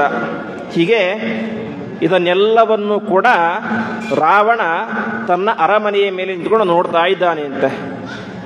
ರಾವಣ ಆಗಿನ ಕಾಲದ ಅತ್ಯಂತ ಪರಾಕ್ರಮಶಾಲಿಯಾದಂತಹ ವ್ಯಕ್ತಿ. ಅವನ ಮಗನಾದಂತಹ ಇಂದ್ರಜಿತ್ತು ಕೂಡ ಅಷ್ಟೇ ಪರಾಕ್ರಮಶಾಲಿಯಾದಂತಹ ವ್ಯಕ್ತಿ. ಅಂತಹ ಪರಾಕ್ರಮಶಾಲಿಯಾದಂತಹ ವ್ಯಕ್ತಿ ಕಣ್ಣ ಮುಂದೆ ತಾನೇ ಇಷ್ಟಪಟ್ಟು ಕಟ್ಟಿಸಿದಂತಹ ವೈಭವದ ಬಂಗಾರದ ನಗರಿ ಲಂಕಾಪಟ್ಟಣ ಅದು ಸುಟ್ಟು ಹೋಗ್ತಾ ಇದೆ. ನೋಡಿದರೂ ಕೂಡ ತನ್ನ ಕೈಯಲ್ಲಿ ಏನು ಮಾಡಲಿಕ್ಕೂ ಸಾಧ್ಯ ಇಲ್ಲ. ಯಾಕೆ? ಇಡೀ ಪಟ್ಟಣವೇ ಬೆಂಕಿ ಹತ್ತಿಬಿಟ್ಟಿದೆ. ತಾನು ಹೊರಗಡೆ ಬಂದರೆ ತಾನೂ ಕೂಡ ಸುಟ್ಟು ಹೋಗ್ತೇನೆ ಎಂಬಂಥ ಭಯ ರಾವಣನಲ್ಲಿ ಇತ್ತು. ಅದು ಒಂದು ಬೆಂಕಿಯ ಭಯ. ಇನ್ನೊಂದು ಭಯ ಈ ಹನುಮಂತನ ಭಯ. ಇಷ್ಟೆಲ್ಲ ಜನ ಇದ್ದರೂ ಕೂಡ ಆ ಜನರ ಕಣ್ಣ ಮುಂದೆಯೇ ಈ ಹನುಮಂತ ಯಾವುದೇ ಹೆದರಿಕೆ ಇಲ್ಲದಂತೆ ತಾನೇ ಮಾಡಿದ, ಇಡೀ ಲಂಕೆಗೆ ಬೆಂಕಿ ಇಟ್ಟಿದ್ದಾನೆ ಅಲ್ಲ ಎಂಬುದಾಗಿ ಹೆದರಿ ಹೋಗಿಬಿಡ್ತಾನೆ. ಹಾಗಾಗಿ ಸರಾವಣಂ ಸಪುತ್ರಕಂ ತೃಣೋಪಂ ವಿಧಾಯಿತ ಎಂಬುದಾಗಿ ಹೇಳ್ತಾರೆ. ಹೇಗೆ ನಾವು ಮೊನ್ನೆ ಕೇಳಿದ್ವಿ, ಸೀತೆ ರಾವಣನನ್ನು ಒಂದು ಹುಲ್ಲುಕಟ್ಟಿಗೆ ಹೋಲಿಸಿದ್ಲು ಅಂತ. ಹಾಗೆ ಹುಲ್ಲುಕಟ್ಟಿಗೆ ಏನೂ ಸಾಮರ್ಥ್ಯ ಇರೋದಿಲ್ಲ. ಅದನ್ನು ಹನುಮಂತ ದೇವರು ಇನ್ನೊಂದು ಸಲ ಪ್ರೂವ್ ಮಾಡಿದರು ಅಂತೆ. ರಾವಣ ಎದುರುಗಡೆ ನಿಂತು ಕೈ ಕಟ್ಟಿಕೊಂಡು ನೋಡ್ತಾ ನಿಂತಿದ್ದಾನೆ ಅಷ್ಟೇ. ಅದನ್ನು ಆರಿಸುವ ಪ್ರಯತ್ನವನ್ನೂ ಮಾಡಲಿಲ್ಲ, ಅದನ್ನು ನಿಲ್ಲಿಸುವ ಪ್ರಯತ್ನವನ್ನು ಮಾಡಲಿಲ್ಲ. ಹೀಗೆ ರಾವಣನ ಕಣ್ಣ ಮುಂದೆಯೇ ಅವನು ಇಷ್ಟಪಟ್ಟು ಕಟ್ಟಿಸಿದಂತಹ ಇಡೀ ಲಂಕಾಪಟ್ಟಣವನ್ನು ಹನುಮಂತ ಕ್ಷಣಾರ್ಧದಲ್ಲಿ ಸುಟ್ಟು ತಯೋ ಪ್ರಪಶ್ಯತೋಂ ಪುರಿಂ ವಿದಾಯ ಭಸ್ಮ ಸಾಧ್ಯಯೋ ಅಂತ ಇಡೀ ಲಂಕಾಪಟ್ಟಣವನ್ನು ಬೂದಿಯನ್ನಾಗಿ ಮಾಡಿ ತಾನು ಹೊರಟು ಹೋದ ಎಂಬುದಾಗಿ ಆಚಾರ್ಯರು ಹೇಳ್ತಾರೆ. ಈ ಸಂದರ್ಭದಲ್ಲಿ ಇನ್ನೊಂದು ಮಾತನ್ನು ಹೇಳ್ತಾರೆ. ಹನುಮಂತ ದೇವರಿಗೆ ಈ ಬೆಂಕಿ ಏನು ಮಾಡಲಿಲ್ಲ ಅಂತ ಒಂದು ಹೇಳಿದರು.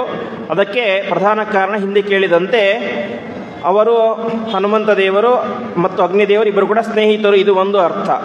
ಇನ್ನೊಂದು ಅರ್ಥ, ಸ್ನೇಹಿತರು ಆಗದೇ ಹೋಗಿದ್ದರೂ ಕೂಡ ಅವರನ್ನು ಮುಟ್ಟುವಂತಹ ಸಾಮರ್ಥ್ಯ ಅಗ್ನಿದೇವರಿಗಲ್ಲ, ಅವರಿಗಿಂತ ಶ್ರೇಷ್ಠರಾದಂತಹ ಬ್ರಹ್ಮರುದ್ರಾದಿ ದೇವತೆಗಳಿಗೂ ಕೂಡ ವಾಯುದೇವರನ್ನು ಮುಟ್ಟುವಂತಹ ಸಾಮರ್ಥ್ಯ ಇಲ್ಲ ಅಂತೆ. ಅದಕ್ಕೋಸ್ಕರನೇ ಮುಂದೆ ಯುದ್ಧ ಆಗುತ್ತೆ. ರಾವಣನ ಸೈನ್ಯಕ್ಕೂ ಮತ್ತು ರಾಮನ ಸೈನ್ಯಕ್ಕೂ ಅನೇಕ ದಿನಗಳ ಕಾಲ ಘೋರವಾದಂತಹ ಯುದ್ಧ ಆಗುತ್ತೆ. ಆವಾಗ ಅನೇಕ ಆಯುಧಗಳು, ಅಗ್ನೇಯಾಸ್ತ್ರ, ವಾರುಣಾಸ್ತ್ರ ಮುಂತಾದಂತಹ ಮಹಾ ಭಯಾನಕವಾದಂತಹ ಆಯುಧಗಳೆಲ್ಲವೂ ಕೂಡ ಈ ಹನುಮಂತ ದೇವರ ಮೇಲೆ ಬೀಳುತ್ತೆ ಅಂತೆ. ಎಂತಹ ಭಯಾನಕವಾದಂತಹ ಆಯುಧ ಬಿದ್ದರೂ ಕೂಡ ಹನುಮಂತ ದೇವರ ಒಂದು ಕೂದಲನ್ನು ಕೂಡ ಅಲುಗಾಡಿಸಲಿಕ್ಕೆ ಸಾಧ್ಯ ಆಗೋದಿಲ್ಲ ಅಂತೆ. ಅಂತಹ ವಾಯುದೇವರು ತಾವೇನು ಮಾಡ್ತಾರೆ, ವಿಶೇಷವಾಗಿ ವಾಲ್ಮೀಕಿ ರಾಮಾಯಣದಲ್ಲಿ ಹೇಳುವಂತೆ ವರ್ಜಯಿತ್ವ ಮಹಾತೇಜ ವಿಭೀಷಣ ಗೃಹಂಪತಿ ಎಂಬುದಾಗಿ ಆ ವಿಭೀಷಣ ಮನೆ ಮತ್ತು ಅಶೋಕ ವನ ಈ ಎರಡನ್ನು ಬಿಟ್ಟು ತಾನೇನು ಮಾಡ್ತಾನೆ, ತಾನು ಮುಂದೆ ಅಲ್ಲಿಗೆ ಪ್ರಯಾಣ ಮಾಡ್ತಾನೆ. ಪ್ರಯಾಣ ಮಾಡಬೇಕಾದ್ರೆ ಅವನೇನು ಮಾಡಿದ ಅಂತ ಹೇಳ್ತಾರೆ. ಇಡೀ ಲಂಕೆಯನ್ನು ಸುಟ್ಟ ತಕ್ಷಣ ನೇರವಾಗಿ ಸಮುದ್ರ ತೀರಕ್ಕೆ ಬಂದ. ಸಮುದ್ರ ತೀರಕ್ಕೆ ಬಂದು ತನ್ನ ಬಾಲಕ್ಕಿನ್ನು ಬೆಂಕಿ ಹಾಗೇ ಇತ್ತು. ಯಾಕೆ ಹತ್ತಿದ್ದು ಬೆಂಕಿ ಬಾಲಕ್ಕೆ ಅಲ್ಲ, ಬಟ್ಟೆಗಳಿಗೆ. ಹಾಗಾಗಿ ತನ್ನ ಬಾಲವನ್ನೇ ಮಾಡ್ತಾನೆ, ಒಂದು ಕ್ಷಣ ಸಮುದ್ರದಲ್ಲಿ ಅದ್ದುತ್ತಾನೆ. ಸಮುದ್ರದಲ್ಲಿ ಅದ್ದಿದಾಗ ಬೆಂಕಿ ಆರಿ ಹೋಗುತ್ತೆ. ಆವಾಗ ಸಮಯ ಏನಾಗಿತ್ತು, ಆ ಸೂರ್ಯೋದಯದ ಸಮಯ, ಬೆಳಗ್ಗಿನ ಸಮಯ. ಇಷ್ಟೆಲ್ಲ ನಡೆದಿದ್ದು ಹಿಂದೆ ಕೇಳಿದಂತೆ ಕೇವಲ 12 ಗಂಟೆಯ ಅವಧಿಯಲ್ಲಿ, ಸೂರ್ಯಾಸ್ತದಿಂದಾಗಿ ಸೂರ್ಯೋದಯ ಆಗುವವರೆಗೆ ಸಮಯದಲ್ಲಿ ಇಷ್ಟೆಲ್ಲ ಕಾರ್ಯ ನಡೆದಿದ್ದು. ಈಗೇನಾಗಿದೆ, ಆ ಬೆಂಕಿಗೆ ಇಡೀ ಲಂಕೆ ಸುಟ್ಟು ಹೋಗಿದೆ.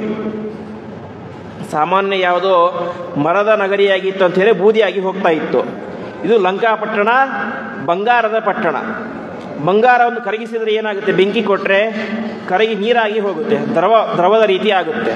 ಹಾಗೆ ಇಡೀ ಲಂಕಾಪಟ್ಟಣಕ್ಕೆ ಬೆಂಕಿ ಕೊಟ್ಟಿದ್ದರಿಂದ ಇಡೀ ಲಂಕಾಪಟ್ಟಣದಲ್ಲಿ ಇದ್ದಂತಹ ಎಲ್ಲ ಬಂಗಾರವು ಕೂಡ ನೀರಿನ ರೂಪದಲ್ಲೇ ಆಗಿ ಸಮುದ್ರಕ್ಕೆ ಬಂದು ಸೇರಿಬಿಟ್ಟಿತ್ತು ಅಂತೆ. ಸಾಮಾನ್ಯವಾಗಿ ಸಮುದ್ರ ನೋಡಿದರೆ ಹೇಗಿರುತ್ತೆ, ನೀಲಿ ಬಣ್ಣದಲ್ಲಿ ಇರುತ್ತೆ.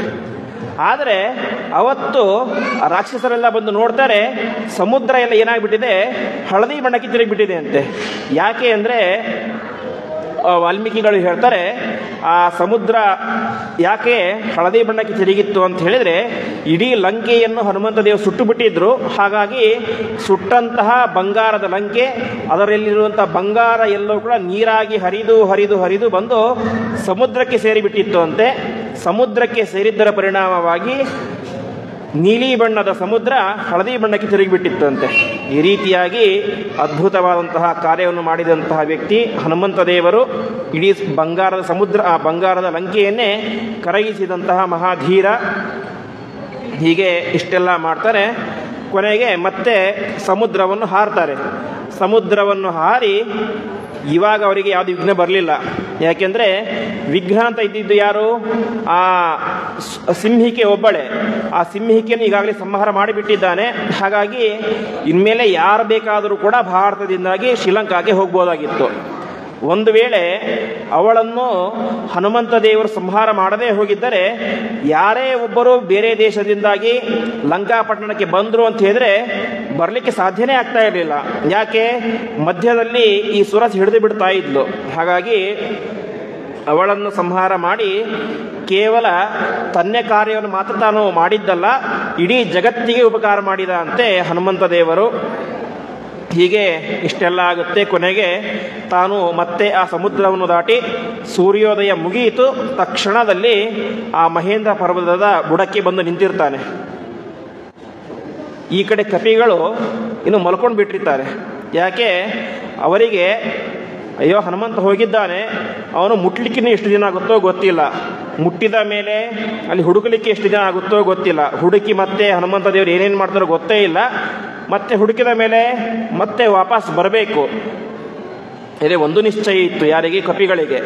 ಹನುಮಂತ ದೇವರ ಪರಾಕ್ರಮ ಏನಂತ ಗೊತ್ತಿತ್ತು. ಅಲ್ಲಿ ಹೋದರೆ ಹನುಮಂತನನ್ನು ಸಂಹಾರ ಮಾಡಲಿಕ್ಕಂತೂ ಯಾರಿಂದಲೂ ಸಾಧ್ಯ ಆಗೋದಿಲ್ಲ, ಅಷ್ಟು ನಂಬಿಕೆ ಇತ್ತು. ಆದರೆ ಲಂಕಾಪಟ್ಟಣಕ್ಕೆ ಹೋಗಲಿಕ್ಕೆ ಎಷ್ಟೊತ್ತು ಬೇಕಾಗುತ್ತೋ ಗೊತ್ತಿಲ್ಲ, ಬರಲಿಕ್ಕೆ ಎಷ್ಟೊತ್ತು ಬೇಕಾಗುತ್ತೋ ಗೊತ್ತಿಲ್ಲ, ಅಲ್ಲಿ ಕಾರ್ಯಗಳನ್ನು ಮಾಡಲಿಕ್ಕೆ ಎಷ್ಟೊತ್ತು ಬೇಕಾಗುತ್ತೋ ಗೊತ್ತಿಲ್ಲ ಅಂತ ಆರಾಮಾಗಿ ಮಲಗಿಬಿಟ್ಟಿದ್ರು.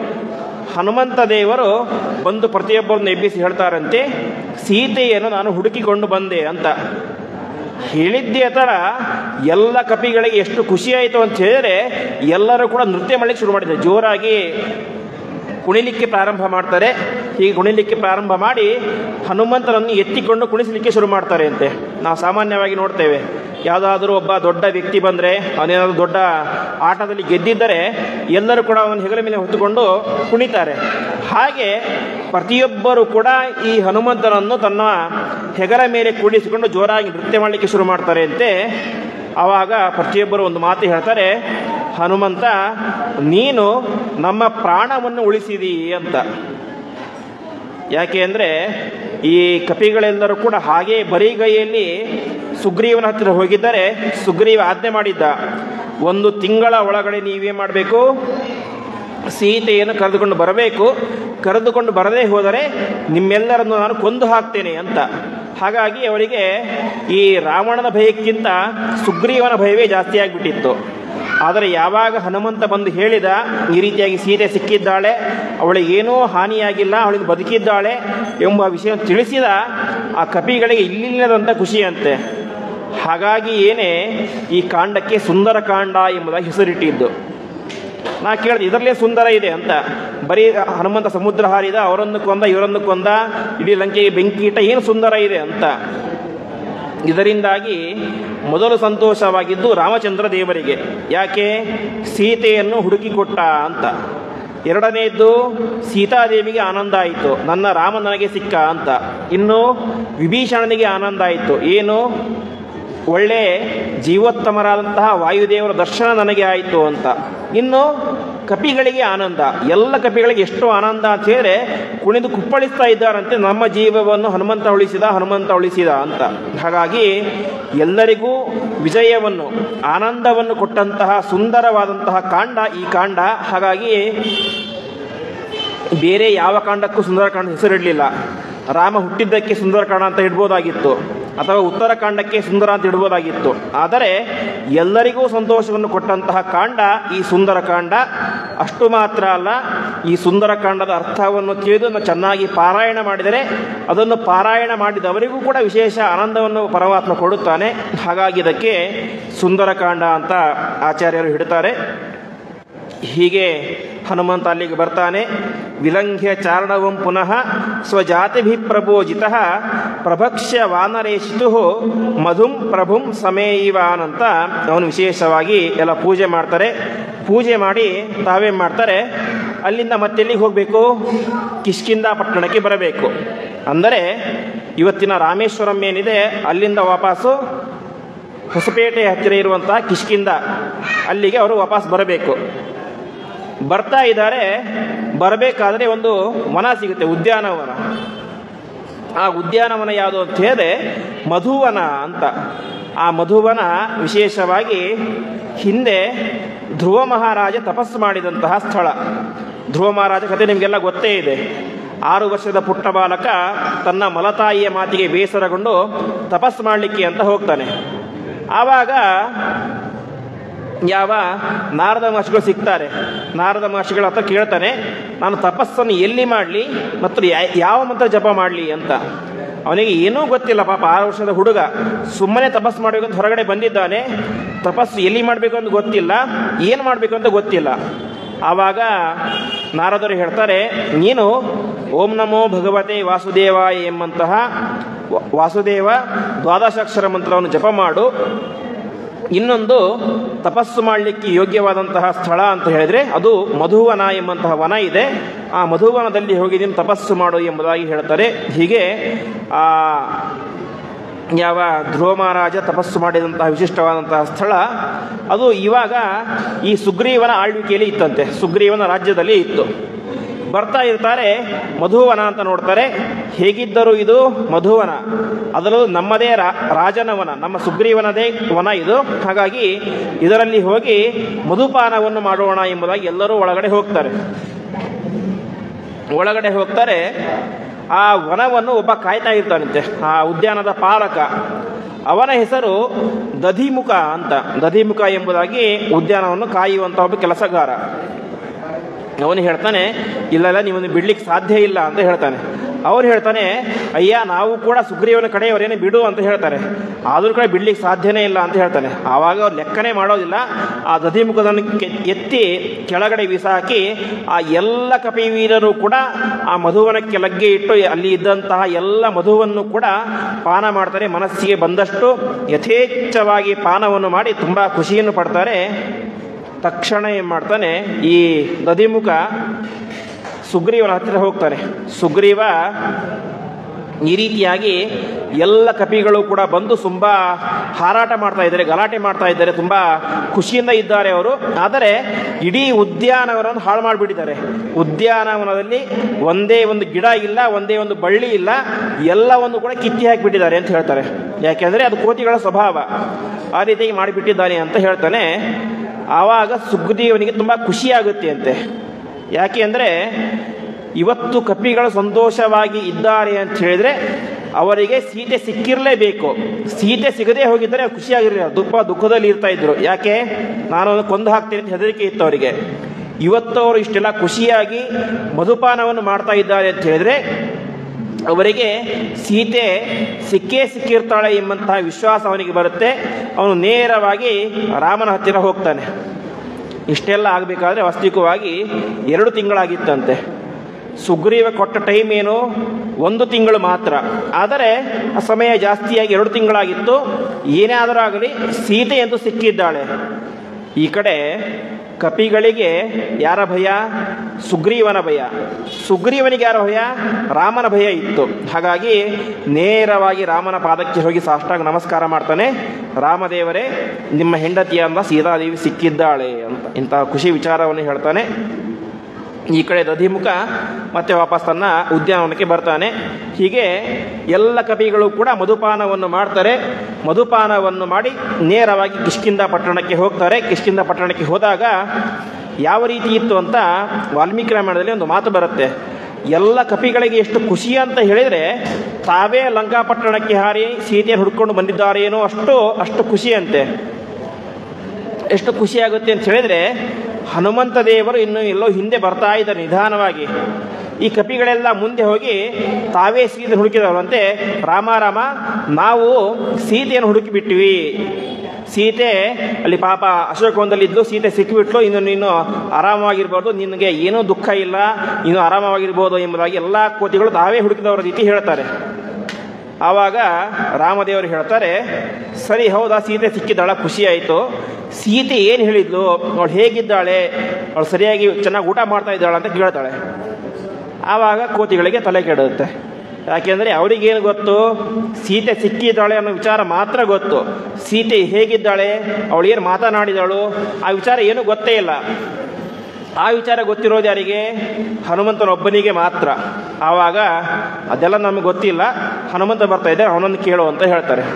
ಹನುಮಂತ ಬರ್ತಾನೆ. ಹನುಮಂತ ಬಂದು ಮೊದಲು ಮಾಡಿದಂತಹ ಕೆಲಸ, ಆ ಸೀತಾದೇವಿ ಸಮರ್ಪಣೆ ಮಾಡಿದಂತಹ ಚೂಡಾಮಣಿಯನ್ನು, ತಲೆಯಲ್ಲಿ ಧರಿಸುವಂತಹ ಆಭರಣವನ್ನು ಸಾಷ್ಟಾಂಗವಾಗಿ ನಮಸ್ಕಾರ ಮಾಡಿ ಹನುಮಂತ ದೇವರ ರಾಮದೇವರ ಪಾದಕ್ಕೆ ಸಮರ್ಪಣೆ ಮಾಡ್ತಾನೆ ಅಂತೆ. ಹೀಗೆ ಸಮರ್ಪಣೆ ಮಾಡಿ ಅವನು ಏನು ತಿಳಿಸ್ತಾನೆ ಅಂತ ಹೇಳಿದರೆ, ಸೀತಾದೇವಿ ಬೇರೆ ಯಾವುದೋ ಆಭರಣ ಕೊಡ್ಬೋದಾಗಿತ್ತು, ಅದಕ್ಕೆ ಕೊಟ್ಟಿದ್ದೇನನ್ನ, ಚೂಡಾಮಣಿಯನ್ನು. ಅಂದರೆ ನಾನು ಯಾವಾಗಲೂ ಕೂಡ ನಿನ್ನ ಭಕ್ತಳು ಅಂತ. ಯಾಕೆಂದರೆ ಚೂಡಾಮಣಿ ಇರೋದು ತಲೆಯಲ್ಲಿ. ಆ ತಲೆಯನ್ನು ಬಗ್ಗಿಸಿದಾಗ ಏನಾಗುತ್ತೆ, ನಾನು ನಿನ್ನ ಭಕ್ತ ಅಂತ ಗೊತ್ತಾಗುತ್ತೆ. ಹಾಗಾಗಿ ಅದನ್ನು ಕೊಟ್ಟಳು ಅಂತ ಹೇಳ್ತಾರೆ. ಇನ್ನು ರಾಮ ಏನು ಕೊಟ್ಟ? ಉಂಗುರ ಕೊಟ್ಟ. ಉಂಗುರ ಯಾಕೆ ಕೊಟ್ಟ ಅಂತ ಹೇಳಿದರೆ, ಉಂಗುರ ಕೊಟ್ಟಿದ್ದೇನೆ, ಹಾಗಾಗಿ ನಿನ್ನ ಕೈಯನ್ನು ನಾನು ಹಿಡಿತೇನೆ, ನಿನ್ನನ್ನು ರಕ್ಷಣೆ ಮಾಡೇ ಮಾಡ್ತೇನೆ ಎಂಬುದಾಗಿ ತಿಳಿಸಲಿಕ್ಕೋಸ್ಕರ ತನ್ನ ಕೈಯ ಆಭರಣವಾದಂತಹ ಉಂಗುರವನ್ನು ಕೊಟ್ಟ ಎಂಬುದಾಗಿ ಹೇಳ್ತಾರೆ. ಹೀಗೆ ಹನುಮಂತ ದೇವರು ಅತ್ಯಂತ ಭಕ್ತಿಯಿಂದಾಗಿ, ಅತ್ಯಂತ ಶ್ರದ್ಧೆಯಿಂದಾಗಿ ಆ ಚೂಡಾಮಣಿಯನ್ನು ಸಮರ್ಪಣೆ ಮಾಡ್ತಾರೆ. ಎಲ್ಲಿಗೆ? ರಾಮನ ಪಾದಗಳಿಗೆ ಸಮರ್ಪಣೆ ಮಾಡಿ ರಾಮ ಕೇಳ್ತಾನೆ, ಏನೇನಾಯಿತು ಅಂತ. ಆವಾಗ ಎಲ್ಲ ಕಪಿಗಳಿಗೂ ರಾಮಚಂದ್ರ ಹೇಳ್ತಾನೆ, ಎಲ್ಲರೂ ಕೂಡ ಒಂದು 10 ನಿಮಿಷ ಸುಮ್ಮನೆ ಕೂತ್ಕೊಳ್ಳಿ, ಗಲಾಟೆ ಮಾಡಬೇಡಿ ಅಂತ. ಎಲ್ಲರೂ ಕೂಡ ಕೂಡ್ತಾರೆ. ಎಲ್ರಿಗೂ ಆಶ್ಚರ್ಯ, ಅಲ್ಲಿ ಏನೇನಾಯಿತು ಅಂತ ಎಲ್ರಿಗೂ ವಿಸ್ತಾರವಾಗಿ ಗೊತ್ತಿರೋದಿಲ್ಲ. ಹನುಮಂತ ಇಷ್ಟೇ ಮಾತು ಹೇಳಿರ್ತಾನೆ, ಸೀತೆ ಸಿಕ್ಕಳು ಅಂತ ಹೇಳಿರ್ತಾನೆ. ಹೇಳಿದ ತಕ್ಷಣ ಪ್ರತಿಯೊಬ್ಬರು ಕೂಡ ಮುಂದೆ ಹೇಳುವಂಥ ಮಾತು ಕೇಳಿಸ್ಕೊಳ್ಳೋದೇ ಇಲ್ಲ. ತಮ್ಮ ಪಾಡಿಗೆ ತಾವು ನೃತ್ಯ ಮಾಡ್ತಾ ಇಲ್ಲಿ ಶುರು ಮಾಡಿಬಿಡ್ತಾರೆ. ಆವಾಗ ರಾಮ ಹೇಳ್ತಾನೆ, ಒಂದು 10 ನಿಮಿಷ ಸುಮ್ಮನೆ ಕೊಡಿ, ಎಲ್ಲ ಹೇಳ್ತಾನೆ ಅಂತ. ಆವಾಗ ಹನುಮಂತ ಆದಂತಹ ಪ್ರತಿಯೊಂದು ಘಟನೆಯನ್ನು ಹೇಳ್ತಾನೆ. ನಾನು ಹೀಗೆ ಮಹೇಂದ್ರ ಪರ್ವತದಿಂದಾಗಿ ಹಾರಿದೆ, ಮುಂದೆ ಮೈನಾಕ ಪರ್ವತ ಮೇಲೆ ಎದ್ದು ಬಂತು, ನಂತರ ಸುರಸೆ ಎಂಬಂತಹ ನಾಗ ಮಾತೆ ಬಂದಳು, ಅವಳನ್ನು ನಾನು ನಿಗ್ರಹ ಮಾಡಿದೆ. ಅನಂತರ ಸುರಸೆ ಎಂಬಂತಹ ರಾಕ್ಷಸಿ ಬಂದಳು, ಅವಳನ್ನು ಸಂಹಾರ ಮಾಡಿ ಹಾಕಿದೆ. ಮತ್ತೆ ಮುಂದೆ ಹೋದೆ, ಸಿಂಹಿಣಿ ಬಂದಳು, ಆ ಲಂಕಿಣಿ ಬಂದಳು, ಆ ಲಂಕಿಣಿಯನ್ನು ಕೂಡ ನಾನು ನಿಗ್ರಹ ಮಾಡಿದೆ. ಕೊನೆಗೆ ಒಂದು ಬೆಕ್ಕಿನ ವೇಷವನ್ನು ತೊಟ್ಟು ಎಲ್ಲ ಕಡೆ ಸಂಚಾರ ಮಾಡಿದೆ. ಎಲ್ಲ ಕಡೆ ಕೂಡ ನಮಗೆ ಸೀತೆ ಸಿಗಲಿಲ್ಲ. ಕೊನೆಗೆ ಅಶೋಕವನಕ್ಕೆ ಹೋದೆ. ಅಲ್ಲಿ ಹೋದಾಗ ಸೀತೆ ಸಿಕ್ಕಳು. ಅವಳೊಟ್ಟಿಗೆ ನಾನು ರಾಮನ ಕಥೆಯನ್ನು ಹೇಳಿದೆ. ಆವಾಗ ಅವಳಿಗೆ ನನ್ನ ಮೇಲೆ ನಂಬಿಕೆ ಬಂತು. ಅನಂತರ ಆ ಸೀತೆಗೆ ನಮಸ್ಕಾರವನ್ನು ಮಾಡಿ ನೀನು ಕೊಟ್ಟಂತಹ ಉಂಗುರವನ್ನು ಅವಳಿಗೆ ಸಮರ್ಪಣೆ ಮಾಡಿದೆ. ಅವಳು ಅದಕ್ಕೆ ಪ್ರತಿಯಾಗಿ ಚೂಡಾಮಣಿಯನ್ನು ಕೊಟ್ಟಳು. ಅನಂತರ ರಾವಣನ 100 ಕೋಟಿ ಸೈನ್ಯವನ್ನು ನಾಶ ಮಾಡಿದೆ. ಆವಾಗ ರಾಮನಿಗೆ ತುಂಬ ಸಂತೋಷ ಆಗುತ್ತೆ, ಎಂತಹ ಪರಾಕ್ರಮಶಾಲಿ ಇವನು ಅಂತ.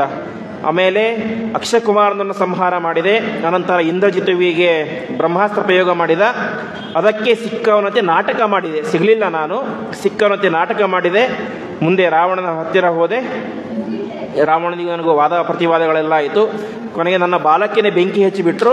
ಕೊನೆಗೆ ಆ ಬೆಂಕಿಯಿಂದಾಗಿ ಇಡೀ ಬಂಗಾರದ ಲಂಕೆಯನ್ನು ಬೂದಿಯನ್ನಾಗಿ ಮಾಡಿ ನಾನು ವಾಪಸ್ ಬಂದೆ ಎಂಬುದಾಗಿ ಎಲ್ಲ ವಿಚಾರವನ್ನು ಹೇಳ್ತಾನೆ. ಈ ಮಾತನ್ನು ಕೇಳಿ ಆ ಎಲ್ಲ ಕಪಿಗಳಿಗೆ ಒಂದು ಕ್ಷಣ ರೋಮಾಂಚನ ಆಗುತ್ತೆ ಅಂತೆ, ಗೂಸ್ ಬಂಪ್ಸ್ ಅಂತ ಹೇಳ್ತೇವಲ್ಲ, ಆ ರೀತಿಯಾಗಿ ರೋಮಾಂಚನ ಆಗುತ್ತೆ ಅಂತೆ. ಯಾಕೆ ಅಂದರೆ ಇದನ್ನೆಲ್ಲವನ್ನು ಕೂಡ ಊಹೆ ಮಾಡಲಿಕ್ಕೆ ಕೂಡ ಸಾಧ್ಯ ಇಲ್ಲ. ಇಷ್ಟು ದೊಡ್ಡ ಕಾರ್ಯವನ್ನು ಕೇವಲ 12 ಗಂಟೆಯ ಅವಧಿಯಲ್ಲಿ ಹನುಮಂತ ದೇವರು ಮಾಡಿಕೊಂಡು ಬಂದಿದ್ದಾನೆ ಅಂತ ಹೇಳಿದ್ರೆ ಎಂತಹ ಪರಾಕ್ರಮಶಾಲಿ ಇವನು ಎಂಬುದಾಗಿ ತುಂಬ ರೋಮಾಂಚನ ಆಗುತ್ತೆ, ಅಷ್ಟೇ ಸಂತೋಷ ಆಗುತ್ತೆ. ಇಂತಹ ಕಥೆಯನ್ನು ಕೇಳಿ ಅವರಿಗೆ ತುಂಬ ಸಂತೋಷ ಆಗುತ್ತೆ ಅಂತೆ. ಆವಾಗ ಹನುಮಂತ ದೇವರಿಗೆ ರಾಮದೇವರು ಒಂದು ಮಾತನ್ನೇ ಹೇಳ್ತಾರೆ. ಹನುಮಂತ, ನಾನು ಒಂದು ದೇಶದ ರಾಜ, ಅಯೋಧ್ಯೆಯ ರಾಜ. ಅಯೋಧ್ಯೆಯ ರಾಜನಾದ ನಾನು ಇಲ್ಲಿಯ ತನಕ ನನ್ನ ಪ್ರತಿಯೊಬ್ಬ ಸೇವಕರಿಗೂ ಕೂಡ ಅನೇಕ ವಿಧವಾದಂತಹ ಉಡುಗೊರೆಯನ್ನು ಕೊಟ್ಟಿದ್ದೇನೆ. ಯಾರೇ ಒಬ್ಬರು ಬಂದು ನನಗೆ ಇಂಥ ಒಂದು ಯಾವುದೋ ಒಳ್ಳೆಯ ವಾರ್ತೆಯನ್ನು ಹೇಳಿದರೆ ತಕ್ಷಣ ಅವರಿಗೆ ಉಂಗುರವನ್ನು ಸರವನ್ನು ತೆಗೆದುಕೊಡ್ತಾ ಇದ್ದೆ. ಹೀಗೆ ಸಾವಿರಾರು ಜನರಿಗೆ ಕೊಟ್ಟಿದ್ದೇನೆ. ಆದರೆ ಇವತ್ತು ನೀನು ಮಾಡಿದಂತಹ ಉಪಕಾರವನ್ನು ಯಾರೂ ಕೂಡ ನನಗೆ ಜೀವನದಲ್ಲಿ ಮಾಡೇ ಇಲ್ಲ, ಮುಂದೆ ಮಾಡಲಿಕ್ಕೂ ಸಾಧ್ಯ ಇಲ್ಲ. ಅಷ್ಟು ದೊಡ್ಡ ಉಪಕಾರ. ನನ್ನ ಪ್ರೀತಿಯ ಹೆಂಡತಿಯಾದಂತಹ ಸೀತಾದೇವಿಯನ್ನು ಹುಡುಕಿಕೊಂಡು ಬಂದಿದ್ದೀಯೆ ಎಲ್ಲಿದ್ದಾಳೆ ಅಂತ. ಹಾಗಾಗಿ ನೀನು ಮಾಡಿದಂತಹ ಉಪಕಾರಕ್ಕೆ ನಾನು ಪ್ರತಿಯಾಗಿ ನಿನಗೆ ಏನು ಕೊಡಲಿ ಅಂತ ಕೇಳ್ತಾರೆ. ಹನುಮಂತ ದೇವರು ಹೇಳ್ತಾರೆ, ರಾಮ, ಯಾವ ಬಂಗಾರದ ಉಂಗುರ ಬೇಡ, ಕಿರೀಟ ಬೇಡ, ಕವಚ ಬೇಡ, ಯಾವುದೂ ಬೇಡ, ನೀನು ವಿಶೇಷವಾಗಿ ಅನುಗ್ರಹ ಮಾಡು ಸಾಕು ಅಂತ ಹೇಳ್ತಾರೆ. ಇಲ್ಲ, ರಾಮದೇವರು ಹೇಳ್ತಾರೆ, ಇಲ್ಲ, ನಾನು ಏನೋ ಕೊಡಲೇಬೇಕು ಅಂತ ಅಂತಾರೆ. ಹುಡುಕ್ತಾರೆ, ವಿಚಾರ ಮಾಡ್ತಾರೆ. ಎಷ್ಟು ವಿಚಾರ ಮಾಡಿದರೂ ಕೂಡ ಈ ಹನುಮಂತ ದೇವರು ಮಾಡಿದಂತಹ ಸಹಾಯಕ್ಕೆ, ಉಪಕಾರಕ್ಕೆ ಪ್ರತಿಯಾಗಿ ಕೊಡಲಿಕ್ಕೆ ಏನು ಕೂಡ ಸಿಗೋದೇ ಇಲ್ಲ. ಆವಾಗ ರಾಮದೇವರು ವಿಚಾರ ಮಾಡ್ತಾರೆ, ಈ ಹನುಮಂತನಿಗೆ ಯಾವುದೋ ಬೆಳ್ಳಿ ಬಂಗಾರ ಕೊಟ್ಟರೆ ಅದು ಸರಿಯಾಗೋದಿಲ್ಲ, ಹೊರತು ಏನು ಮಾಡಬೇಕು, ಸ್ವಾತ್ಮ ಪ್ರಧಾನಮಧಿಕಂ ಪವನಾತ್ಮಜಸ್ಯ ಕುರುವನ್ ಸಮಾಷ್ಟಿಷದಂ ಪರಮಾಭಿತುಷ್ಟ. ಆ ರಾಮದೇವರಿಗೆ ಎಷ್ಟು ಸಂತೋಷ ಆಯಿತು ಅಂತ ಹೇಳಿದರೆ, ಸ್ವಾತ್ಮ ಪ್ರಧಾನಂ, ಇವನಿಗೆ ನನ್ನನ್ನೇ ಕೊಟ್ಟು ಬಿಡಬೇಕು. ಬೇರೆ ನಾನು ಹಾಕಿಕೊಂಡಿರುವಂತಹ ಬೆಳ್ಳಿಯೋ ಬಂಗಾರವೋ ವಜ್ರವನ್ನು ಕೊಟ್ಟರೆ ಅದು ಸರಿಯಾಗೋದಿಲ್ಲ, ಹೊರತು ನನ್ನನ್ನೇ ಈ ಹನುಮಂತನಿಗೆ ಕೊಟ್ಟರೆ ಅದು ನಿಜವಾದಂತಹ ಉಡುಗೊರೆ ಅಂತ ಕರೆಸ್ಕೊಳ್ಳುತ್ತೆ ಅಂತ ರಾಮದೇವರು ಅಷ್ಟು ಸಂತುಷ್ಟರಾಗಿ ಅವರೇನು ಮಾಡ್ತಾರೆ, ಸ್ವಾತ್ಮ ಪ್ರಧಾನಂ ಅಂದರೆ ಆ ಹನುಮಂತನನ್ನು ಪ್ರೀತಿಯಿಂದ, ಅಷ್ಟೇ ಗೌರವದಿಂದ, ಅಷ್ಟೇ ಬಿಗಿಯಾಗಿ ಗಟ್ಟಿಯಾಗಿ ಅಪ್ಪಿಕೊಳ್ತಾರೆ ಅಂತೆ. ಇದೇ ಸ್ವಾತ್ಮ ಪ್ರಧಾನ ಅಂದರೆ ಇದಕ್ಕಿಂತ ದೊಡ್ಡ ಆಭರಣ ಯಾವುದೂ ಇರಲಿಕ್ಕೆ ಸಾಧ್ಯ ಇಲ್ಲ. ಅಂತಹ ದೊಡ್ಡ ಉಡುಗೊರೆಯನ್ನು, ಅಷ್ಟೇ ದೊಡ್ಡ ಅನುಗ್ರಹವನ್ನು ಹನುಮಂತ ದೇವರ ಮೇಲೆ ಈ ಶ್ರೀರಾಮಚಂದ್ರ ಮಾಡ್ತಾರೆ ಅಂತೆ. ಈ ರೀತಿಯಾಗಿ ಮಾಡಿದಾಗ ಹನುಮಂತ ದೇವರಿಗೆ ಎಲ್ಲಿಲ್ಲದಂತಹ ಸಂತೋಷ ಅಂತೆ. ಅಂತಹ ವಿಶೇಷವಾದಂತಹ ಅನುಗ್ರಹವನ್ನು ಆ ಹನುಮಂತ ದೇವರ ಮೇಲೆ ರಾಮದೇವರು ಮಾಡ್ತಾರೆ. ಇಷ್ಟೆಲ್ಲ ಆಗಿದ್ದು ಹೇಗೆ ಸಾಧ್ಯ ಅಂತ ಹೇಳಿದರೆ ಅದಕ್ಕೆ ಪ್ರಧಾನವಾದಂತಹ ಕಾರಣ ಹನುಮಂತ ದೇವರು ರಾಮದೇವರ ಮೇಲೆ ಮಾಡಿದಂತಹ ಭಕ್ತಿ. ಆ ರಾಮದೇವರ ಮೇಲೆ ಮಾಡಿದಂತಹ ಭಕ್ತಿಯಿಂದಾಗಿಯೇ ಹನುಮಂತ ದೇವರಿಗೆ ಅಷ್ಟು ಶಕ್ತಿ ಬಂದಿದ್ದು. ಹನುಮಂತ ದೇವರಿಗೆ ರಾಮದೇವರ ಭಕ್ತಿ ಇದ್ದಿದೆ ಅಂತ ಹೇಳಿದ್ರೆ ಇಷ್ಟು ಶಕ್ತಿ ಬರಲಿಕ್ಕೆ ಸಾಧ್ಯನೇ ಆಗ್ತಾ ಇರಲಿಲ್ಲ. ಹಾಗಾಗಿ ನಿರಂತರವಾಗಿ ರಾಮನಾಮವನ್ನು ಪಾರಾಯಣ ಮಾಡಿ ಜಪ ಮಾಡಿ ಮಾಡಿ ಮಾಡಿ ಅಂತಹ ವಿಶಿಷ್ಟವಾದಂತಹ ಶಕ್ತಿಯನ್ನು ಆ ಹನುಮಂತ ದೇವರು ಸಂಪಾದನೆ ಮಾಡಿದ್ದರು. ಹಾಗಾಗಿ ಅಂತಹ ರಾಮದೇವರ ಅನುಗ್ರಹದಿಂದಾಗಿಯೇ ಅವರೇನು ಮಾಡ್ತಾರೆ, ಇಂತಹ ಅತ್ಯಂತ ಕ್ಲಿಷ್ಟಕರವಾದಂತಹ ಕಾರ್ಯವನ್ನು ಕೂಡ ತಾವು ಸುಲಭವಾಗಿ ಸಾಧಿಸಿಕೊಡ್ತಾರೆ. ಹಾಗಾಗಿ ಒಂದು ಮಾತು ಬರುತ್ತೆ, ಯಾವತ್ತೂ ಕೂಡ ವಿಶ್ವಾಸ ಫಲದಾಯಕ ಅಂತ. ಅಂದರೆ ಯಾವುದು ಫಲವನ್ನು ಕೊಡುತ್ತೆ ಅಂತ ಹೇಳಿದ್ರೆ ವಿಶ್ವಾಸ, ನಂಬಿಕೆ ಇಡಬೇಕು ಅಂತೆ ಮೊದಲನೇದಾಗಿ. ಹಾಗಾಗಿ ಹನುಮಂತ ದೇವರು ಅವರಿಗೆ ರಾಮದೇವರ ಮೇಲೆ ವಿಶೇಷವಾದಂತಹ ನಂಬಿಕೆ ಹಾಗೂ ಭಕ್ತಿ ಎರಡೂ ಇತ್ತು. ಹಾಗಾಗಿ ಹನುಮಂತ ದೇವರು ಮಾಡಿದಂತಹ ಪ್ರತಿಯೊಂದು ಕಾರ್ಯಗಳು ಕೂಡ ಸಫಲ ಆಗ್ತಾ ಇದ್ದು. ಇನ್ನು ರಾಮದೇವರಿಗೆ ಹನುಮಂತ ದೇವರ ಮೇಲೆ ತುಂಬ ವಿಶ್ವಾಸ ಅಂತೆ. ಯಾಕೆ ಅಂದರೆ ಸೀತೆಯನ್ನು ಹುಡುಕಲಿಕ್ಕೆ ಹೋಗಿದ್ದು ಹನುಮಂತ ದೇವರು ಒಬ್ಬರೇ ಅಲ್ಲ, ಕೋಟ್ಯಾನು ಕೋಟಿಗಟ್ಟಲೆ ಎಲ್ಲ ಕಪಿಗಳು ಕೂಡ 4 ದಿಕ್ಕಿಗೆ ಪ್ರಯಾಣ ಮಾಡಿದ್ದರು. ಆದರೆ ರಾಮದೇವರು ಆ ಅಂಗುಲೀಯಕವನ್ನು, ಉಂಗುರವನ್ನು ಕೊಟ್ಟಿದ್ದು ಯಾರ ಕೈಗೆ? ಹನುಮಂತನ ಕೈಗೆ ಮಾತ್ರ. ಯಾಕೆಂದರೆ ಅವರಿಗೆ ಗೊತ್ತಿತ್ತು ಸೀತೆಯನ್ನು ಹುಡುಕಿಕೊಂಡು ಬರುವಂತಹ ಸಾಮರ್ಥ್ಯ ಇರುವುದು ಹನುಮಂತ ದೇವರಿಗೆ ಮಾತ್ರ ಎಂಬಂತಹ ಅಪಾರವಾದಂತಹ ವಿಶ್ವಾಸ ರಾಮದೇವರಿಗೆ ಇತ್ತು. ಹಾಗಾಗಿ ಆ ಕಾರ್ಯ ಎಂಬುದು ಆಯಿತು ಎಂಬುದಾಗಿ ಹೇಳ್ತಾರೆ. ಹಾಗಾಗಿ ಪ್ರಧಾನವಾಗಿ ನಾವು ದೇವರಲ್ಲಿ ಆಗಲಿ ಗುರುಗಳಲ್ಲಿ ಆಗಲಿ ಯಾರ ಮೇಲೇ ಆಗಲಿ ಅವರು ನಮಗೆ ವಿಶೇಷವಾಗಿ ಅನುಗ್ರಹ ಮಾಡಬೇಕು ಅಂತ ಹೇಳಿದ್ರೆ ಮೊದಲು ನಮಗೆ ಅವರ ಮೇಲೆ ವಿಶ್ವಾಸ ಇರಬೇಕು ಅಂತೆ. ಸುಮ್ಮನೆ ಬಂದು ಏನೋ ಪೂಜೆ ಮಾಡಿದ್ದೀವಿ, ವ್ರತ ಮಾಡಿದ್ದೀವಿ, ಮನಸ್ಸಿನಲ್ಲಿ ಡೌಟ್ ಇರಬಾರ್ದು ಅಂತೆ. ಫಲ ಬಂದರೆ ಬಂತು, ಬರಲಿಲ್ಲ ಅಂದರೆ ಬರಲಿಲ್ಲ ಅಂತ ಹೇಳಿದ್ರೆ ಫಲ ಬರೋದೇ ಇಲ್ಲ. ಫಲ ಸಿಕ್ಕೇ ಸಿಗುತ್ತೆ, ದೇವರು ಅನುಗ್ರಹ ಮಾಡೇ ಮಾಡ್ತಾನೆ ಎಂಬಂತಹ ಗಟ್ಟಿಯಾದಂತಹ ವಿಶ್ವಾಸದಿಂದ ಈ ಪೂಜೆಯನ್ನು ನಮಸ್ಕಾರಾದಿಗಳನ್ನು ಮಾಡಿದರೆ ಅನುಗ್ರಹ ಮಾಡೇ ಮಾಡ್ತಾನೆ.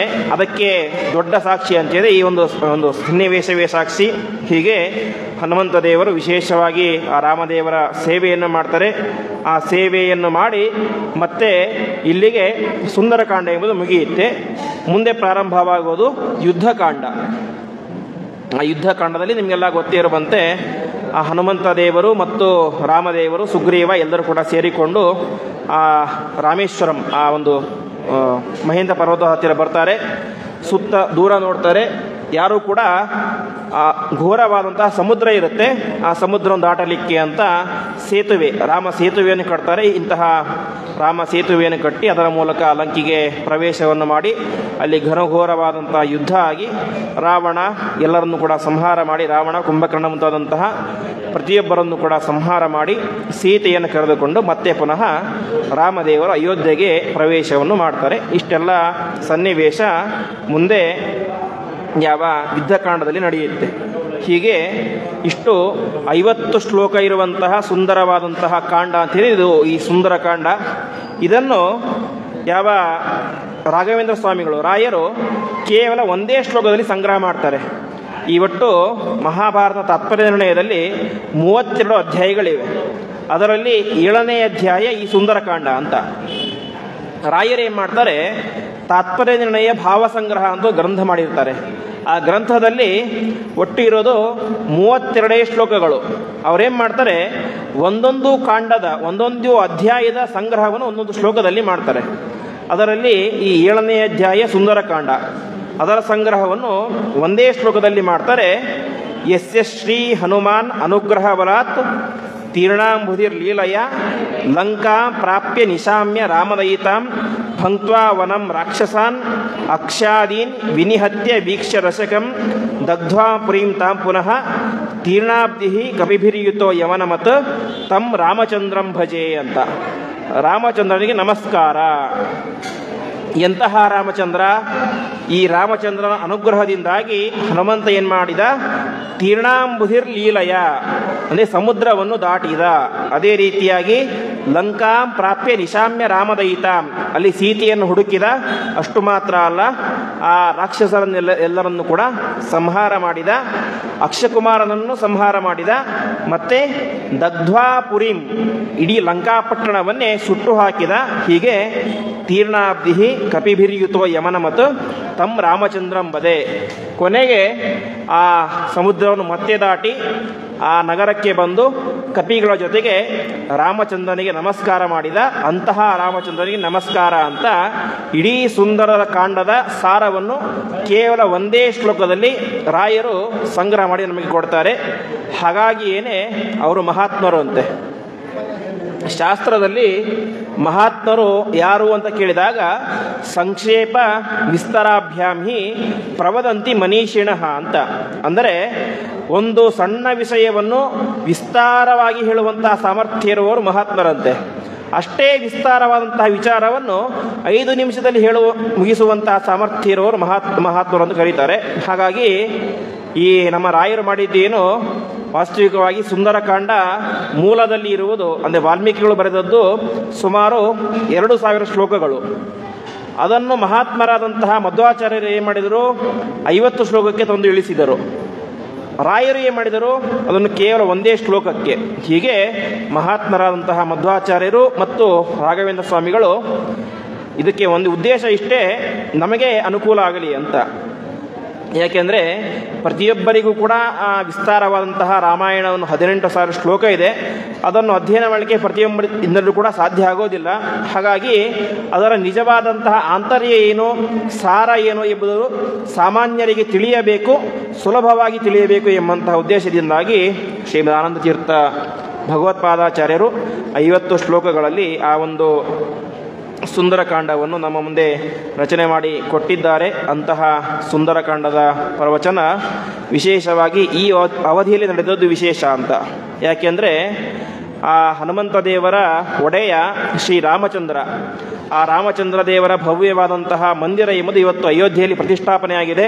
ಪ್ರತಿಷ್ಠಾಪನೆಯಾಗಿ ಈಗ 48 ದಿವಸಗಳ ಕಾಲ ಮಂಡಲ ಪೂಜೆಯತೆ ನಡೀತಾ ಇದೆ. ಹಾಗಾಗಿ ಅಂತಹ ಸಂದರ್ಭದಲ್ಲಿ ಆ ರಾಮದೇವರ ವಿಶೇಷವಾದಂತಹ ಮಹಿಮೆಯನ್ನು ತಿಳಿಸುವಂತಹ ದಿವ್ಯವಾದಂತಹ ಗ್ರಂಥ ಆ ಸುಂದರಕಾಂಡ. ಅಂತಹ ಸುಂದರಕಾಂಡದ ಪ್ರವಚನ ಎಂಬುದು ರಾಯರ ಈ ಒಂದು ಸನ್ನಿಧಿಯಲ್ಲಿ ವಿಶೇಷವಾಗಿ ನಡೆದಿದೆ. ಅಂತಹ ಈ ಸುಂದರಕಾಂಡವನ್ನು ಪಾರಾಯಣ ಮಾಡಿದರೆ ವಿಶೇಷವಾದಂತಹ ಫಲ ಇದೆ ಅಂತೆ. ಹಿಂದೆ ಕೇಳಿದಂತೆ ಕಳೆದು ಹೋದಂತಹ ವಸ್ತು ಸಿಗಬೇಕು ಅಂತ ಹೇಳಿದರೆ ಸುಂದರಕಾಂಡದ ಪಾರಾಯಣ. ಜೀವನದಲ್ಲಿ ಏನು ಮಾಡಿದರೂ ಕೂಡ ಸಕ್ಸಸ್ ಆಗ್ತಾ ಇಲ್ಲ, ವಿಜಯ ಕಾಣ್ತಾ ಇಲ್ಲ ಅಂತ ಹೇಳಿ ಈ ಸುಂದರಕಾಂಡವನ್ನು ಭಕ್ತಿಯಿಂದಾಗಿ ಪಾರಾಯಣ ಮಾಡಿದರೆ ಜೀವನದಲ್ಲಿ ವಿಜಯ ಎಂಬುದು ಸಿಗುತ್ತೆ ಎಂಬುದಾಗಿ ಹೇಳ್ತಾರೆ. ಅಂತಹ ಈ ಸುಂದರಕಾಂಡದ ಪ್ರವಚನವನ್ನು ನಾವೆಲ್ಲರೂ ಕೂಡ ಸೇರಿ ನಡೆಸಿದ್ದೇವೆ. ಆದ್ದರಿಂದಾಗಿ ಆ ರಾಯರು, ಅವರ ಅಂತರ್ಯಾಮಿಯಾದಂತಹ ಹನುಮಂತ ದೇವರು, ಅವರ ಅಂತರ್ಯಾಮಿಯಾದಂತಹ ರಾಮಚಂದ್ರ ದೇವರು ನಮಗೆಲ್ಲರಿಗೂ ಕೂಡ ವಿಶೇಷವಾದಂತಹ ಜ್ಞಾನ, ಭಕ್ತಿ, ವೈರಾಗ್ಯಾದಿಗಳನ್ನು ಕೊಟ್ಟು ನಿರಂತರವಾಗಿ ಕಾಪಾಡಲಿ ಎಂಬುದಾಗಿ ಹೇಳ್ತಾ ಈ ಒಂದು 4 ದಿವಸಗಳ ಸುಂದರಕಾಂಡದ ಪ್ರವಚನವನ್ನು ಪರಮಾತ್ಮನಿಗೆ ಸಮರ್ಪಣೆ ಮಾಡ್ತಾ ಇದ್ದೇನೆ. ಶ್ರೀಕೃಷ್ಣಾರ್ಪಣಮಸ್ತು. ಯತ್ಕರೋಷಿ ಯದಶ್ನಾಸಿ ಯಜ್ಜುಹೋಸಿ ದದಾಸಿ ಯತ್ ಯತ್ತಪಸ್ಯಸಿ ಕೌಂತೇಯ ತತ್ಕುರುಷ್ವ ಮದರ್ಪಣಂ. ಶ್ರೀಕೃಷ್ಣಾರ್ಪಣಮಸ್ತು.